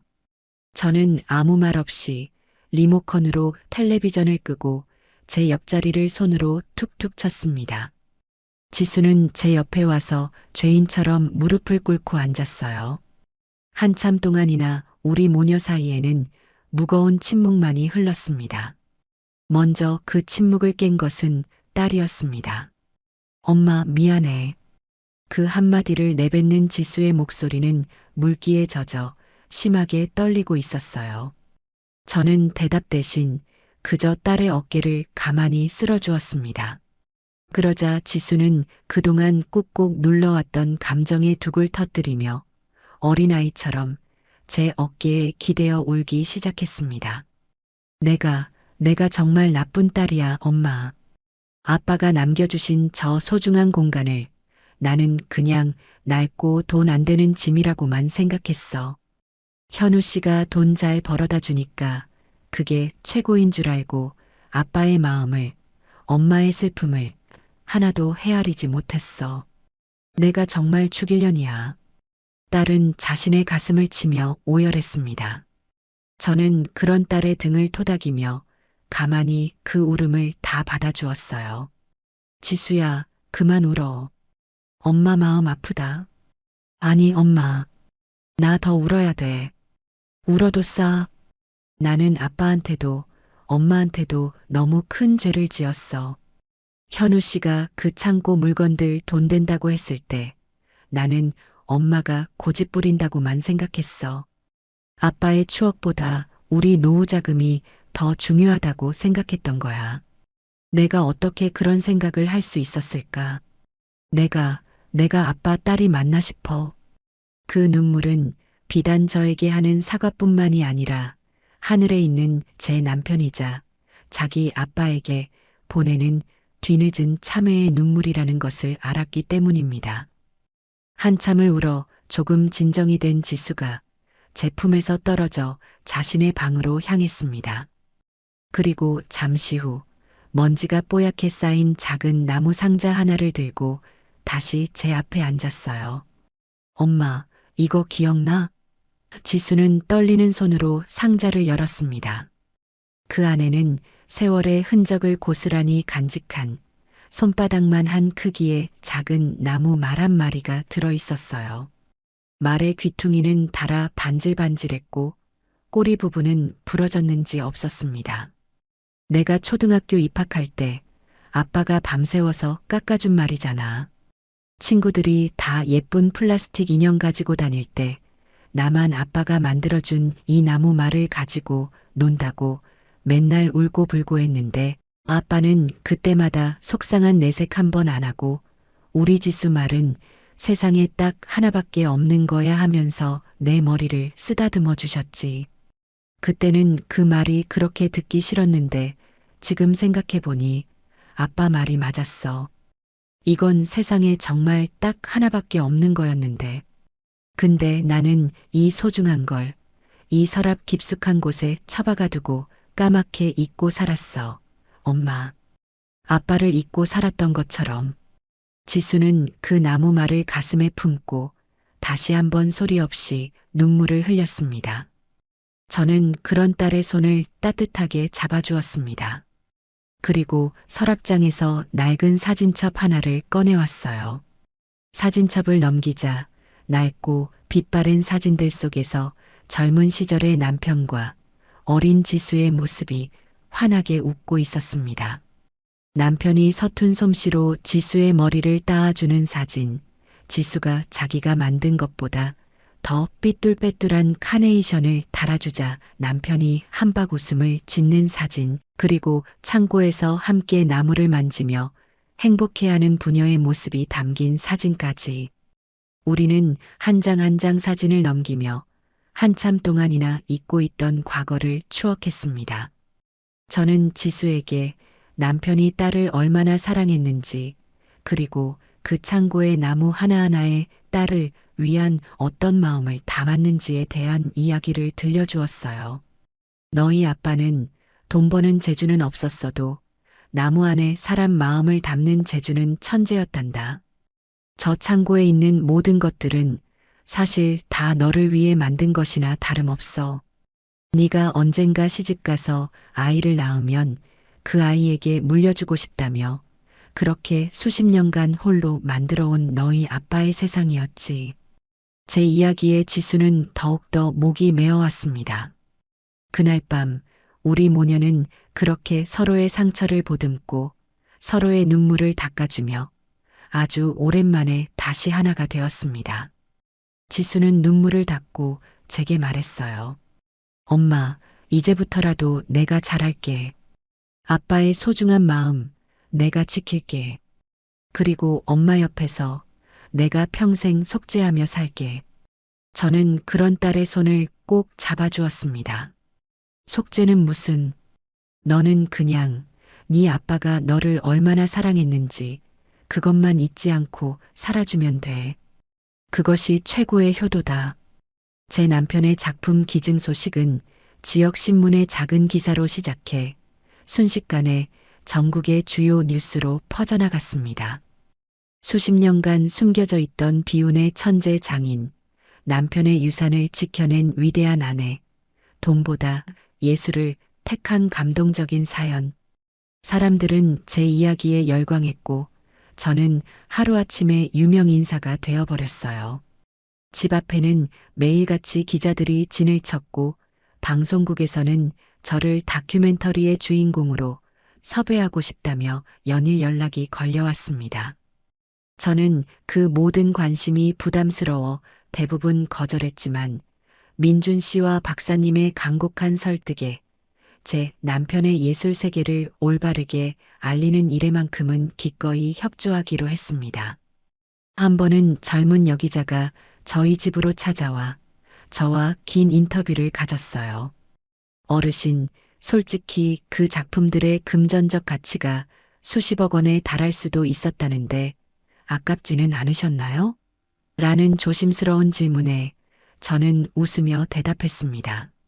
아깝다니요. 내 남편의 인생이 담긴 물건인데 그걸 어찌 돈과 바꿀 수 있겠어요. 수십억이 아니라 수백억을 준다 해도 나는 내 남편의 작은 나무 조각 하나와도 바꾸지 않았을 겁니다. 내 남편의 작품은 돈으로 값을 매길 수 없습니다. 그 가치를 굳이 아셔야겠다면 한평생 묵묵히 자기 길을 걸어온 한 남자의 인생, 그리고 그런 남편을 평생 사랑하고 존경했던 한 여자의 사랑, 그것이 바로 내 남편 작품의 진짜 가치입니다. 제 인터뷰 기사가 나가자 세상은 저를 더욱 존경의 눈빛으로 바라보기 시작했습니다. 반면 제 사위 현우의 인생은 정반대의 방향으로 흘러가고 있었습니다. 골동품과 민속품을 거래하는 그 바닥은 생각보다 좁고 소문은 발보다 더 빨랐죠. 장모의 유산을 탐내 사기꾼 감정사까지 동원했던 속물, 국보급 문화재를 땔감 취급했던 무식한 장사치. 현우의 이름 앞에는 그런 부끄러운 꼬리표들이 따라붙기 시작했습니다. 그를 신뢰하던 고객들이 하나둘씩 등을 돌렸고 동업자들은 그와의 거래를 끊었습니다. 한때는 업계의 유망주로 불리던 그는 이제 아무도 거들떠보지 않는 웃음거리로 전락하고 만 것이에요. 한 번은 현우가 재기를 노리고 큰맘 먹고 참여한 골동품 경매장에서 유력한 경쟁자가 그를 향해 보란 듯이 이렇게 비아냥거렸다고 합니다. 어이, 정 사장, 요즘은 땔감으로 쓸만한 국보 없나? 있으면 나한테 좀 싸게 넘기시게.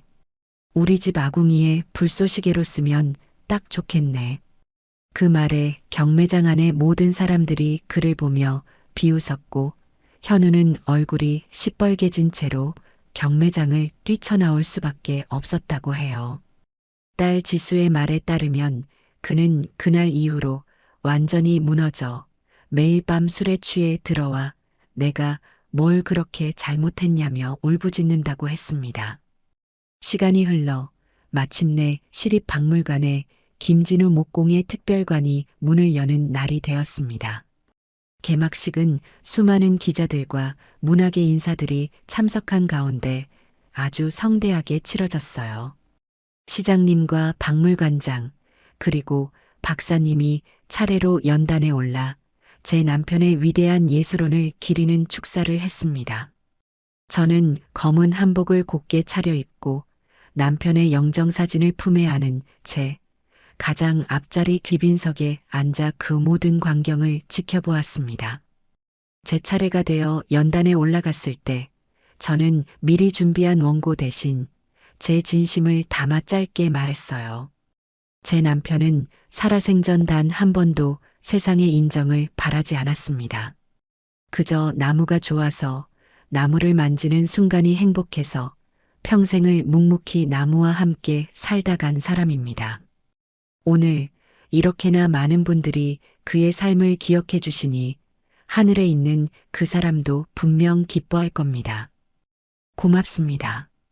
제 말이 끝나자 장내에서는 우레와 같은 박수갈채가 터져 나왔습니다. 그 순간 제 눈에 행사장 가장 뒤쪽 기둥 뒤에 숨어 이쪽을 바라보고 있는 한 남자의 모습이 들어왔습니다. 초대받지 못한 손님, 바로 제 사위 현우였습니다. 예전에 그 번지르르한 모습은 온데간데 없고 잔뜩 주눅이 든 초라한 모습으로 그는 차마 안으로 들어오지도 못하고 그저 멀리서 자신이 그토록 경멸했던 장인의 영광을 쌉쓸하게 지켜보고 있었습니다.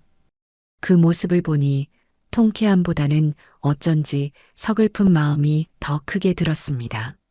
전시회가 성공적으로 막을 내리고 제 삶도 다시 평온을 되찾았습니다.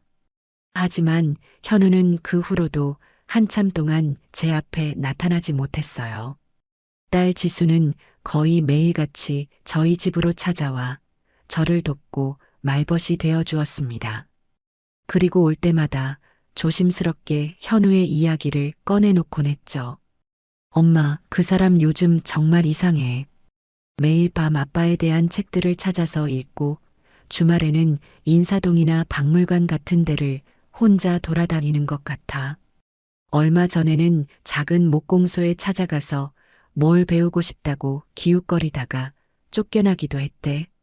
저는 딸의 말을 그저 묵묵히 듣기만 할 뿐 아무런 대답도 하지 않았습니다. 아직은 그 아이를 용서할 마음의 준비가 되지 않았기 때문이에요. 엄마, 그 사람 한 번만 만나주면 안 될까? 정말 많이 반성하고 있어. 엄마한테 꼭 무릎 꿇고 사죄하고 싶대. 딸의 간곡한 부탁에도 저는 그저 고개만 가로저을 뿐이었습니다. 그러던 어느 날 딸 편에 현우가 보낸 것이라며 두툼한 편지 봉투 하나가 전달되었습니다. 저는 그 편지를 읽지 않고 서랍 속에 넣어둔 채 며칠을 보냈어요. 하지만 자꾸만 그 편지가 눈에 밟혀 결국 어느 날 밤 저는 편지를 꺼내 읽기 시작했습니다. 죄인 정현우 올림이라는 문장으로 시작된 편지에는 서툴고 투박한 글씨로 그의 진심 어린 반성과 후회가 구구절절하게 적혀 있었어요.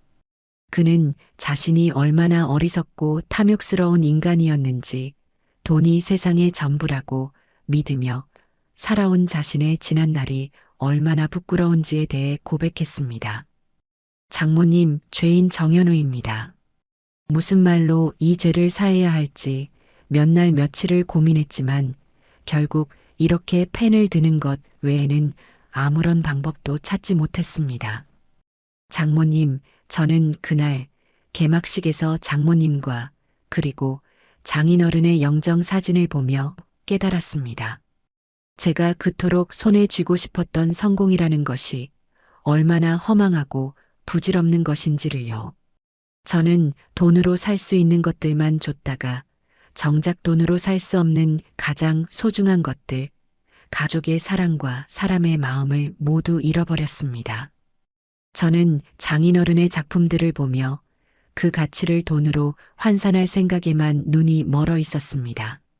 하지만 이제야 장인어른께서 왜 평생을 가난한 몫으로 사셨는지, 그 창고의 나무 조각들이 장모님께 어떤 의미였는지 아주 조금은, 정말 아주 조금은 알 것 같습니다. 장인어른은 나무를 깎은 것이 아니라 당신의 삶과 장모님을 향한 사랑을 깎으셨던 것이더군요. 저는 감히 용서를 구하지 않겠습니다. 다만 제 어리석음을 평생 반성하며 살아가겠습니다. 부디 장모님께서는 언제나 건강하시기를 멀리서나마 빌겠습니다. 편지의 마지막 장을 덮었을 때 제 눈가에는 저도 모르게 눈물이 맺혀 있었습니다. 그의 진심이 서툰 글씨를 넘어 제 마음속으로 전해져 오는 듯 했어요. 편지와 함께 작은 상자 하나가 더 있었습니다. 상자를 열어보니 그 안에는 아주 서툰 솜씨로 깎아 만든 작은 목각 인형이 들어 있었어요. 아마도 제 남편의 작품을 흉내내어 그가 밤새 직접 깎아 만든 것이겠지요. 인형은 여기저기 흠집투성이에 모양도 볼품없었지만 저는 그 어떤 명품 선물보다도 그 서툰 인형이 더 갇히게 느껴졌습니다. 저는 그 인형을 남편의 유품인 목각 인형 옆에 나란히 놓아두었어요. 그리고 다음 날 아침 저는 딸에게 전화를 걸었습니다. 지수야, 이번 주말에 정서방이랑 같이 집으로 저녁 먹으러 오너라. 수화기 너머로 딸의 놀란 숨소리가 들려왔습니다. 마침내 다음 명절이 돌아왔습니다.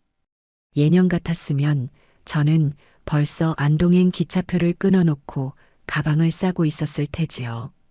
하지만 그의 추석, 저는 어디로도 도망가지 않았습니다. 대신 아침 일찍부터 부엌에 서서 찾아올 딸과 사위를 위해 정성껏 명절 음식을 준비했어요. 약속한 저녁 시간이 되자 두 아이가 현관문을 열고 들어섰습니다. 현우는 제 얼굴을 차마 똑바로 쳐다보지 못하고 장모님, 저 왔습니다. 라며 고개를 푹 숙였어요. 그의 손에는 값비싼 선물 세트 대신 그가 직접 농사지었다는 작은 과일 상자 하나가 들려 있었습니다. 저는 아무 말 없이 어서 오너라. 고생 많았다. 라며 두 아이를 안으로 들였습니다. 집에 들어온 현우는 거실에 앉지 않고 잠시 망설이더니 제게 조심스럽게 물었습니다. 장모님, 혹시 창고에 잠시 들어가 봐도 되겠습니까? 저는 말없이 고개를 끄덕였어요. 현우는 마치 성소에 들어가는 사람처럼 신발을 벗고 조심스럽게 창고 안으로 들어갔습니다. 그리고는 한참 동안이나 남편의 작품들을 하나씩 둘러보며 깊은 생각에 잠겨 있었어요. 잠시 후 그는 어디선가 낡은 걸레를 찾아와 먼지가 쌓인 연장들과 작품들을 하나씩 정성껏 닦기 시작했습니다. 돈이 될까 싶어 눈을 번뜩이던 예전의 그 모습이 아니었어요. 그의 눈에는 한 위대한 장인에 대한 진심 어린 존경심이 가득 담겨 있었습니다. 그는 낡은 조각칼 하나를 집어들고 제게 물었습니다. 장모님, 이 칼은 장인어른께서 어떤 작품을 만드실 때 주로 쓰셨던 겁니까? 칼날의 모양이 참 독특합니다. 저는 그의 질문에 남편이 그 칼로 지수의 나무말을 만들어주던 날의 이야기를 들려주었어요. 현우는 제 이야기에 귀를 기울이며 연신 고개를 끄덕였습니다. 저는 조용히 부엌으로 가 따뜻한 찬물을 끓였습니다. 그리고 찻잔 두 개를 들고 창고로 향했어요. 제가 내민 찻잔을 현우는 두 손으로 공손히 받아들었습니다. 목이 마를 게다. 천천히 마시거라. 제 말에 현우는 감사합니다, 장모님. 이라며 낮은 목소리로 대답했습니다. 우리는 한참 동안이나 아무 말 없이 남편의 흔적이 가득한 그 공간에서 함께 차를 마셨습니다. 차를 다 마시고 제가 먼저 침묵을 깼습니다. 정서방, 다음 명절에는 우리 다 같이 안동에 한번 가세. 제 갑작스러운 제안에 현우가 놀란 눈으로 저를 쳐다보았습니다. 저는 그의 눈을 똑바로 바라보며 말을 이었어요. 자네가 돈으로만 보았던 그 작품들이 어떤 흙과 바람 속에서 태어났는지, 자네 장인어른이 어떤 젊은 시절을 보내며 어떤 꿈을 꾸었는지, 이제는 자네도 알았으면 해서 그러네. 그 사람의 진짜 이야기를 내가 하나씩 다 보여주고 싶네. 제 말이 끝나자마자 현우의 눈에서 뜨거운 눈물이 후두득 떨어져 내렸습니다. 그는 아무 말도 하지 못하고 그저 어린아이처럼 고개를 숙인 채 어깨를 들썩이며 울기만 했어요. 저는 그런 사위의 어깨를 처음으로 따뜻하게 두드려 주었습니다. 그날 밤 우리 집에서는 아주 오랜만에 온 가족의 웃음소리가 밤늦도록 끊이지 않았어요. 그렇게 저의 길고 길었던 명절 탈출기는 마침내 막을 내렸습니다.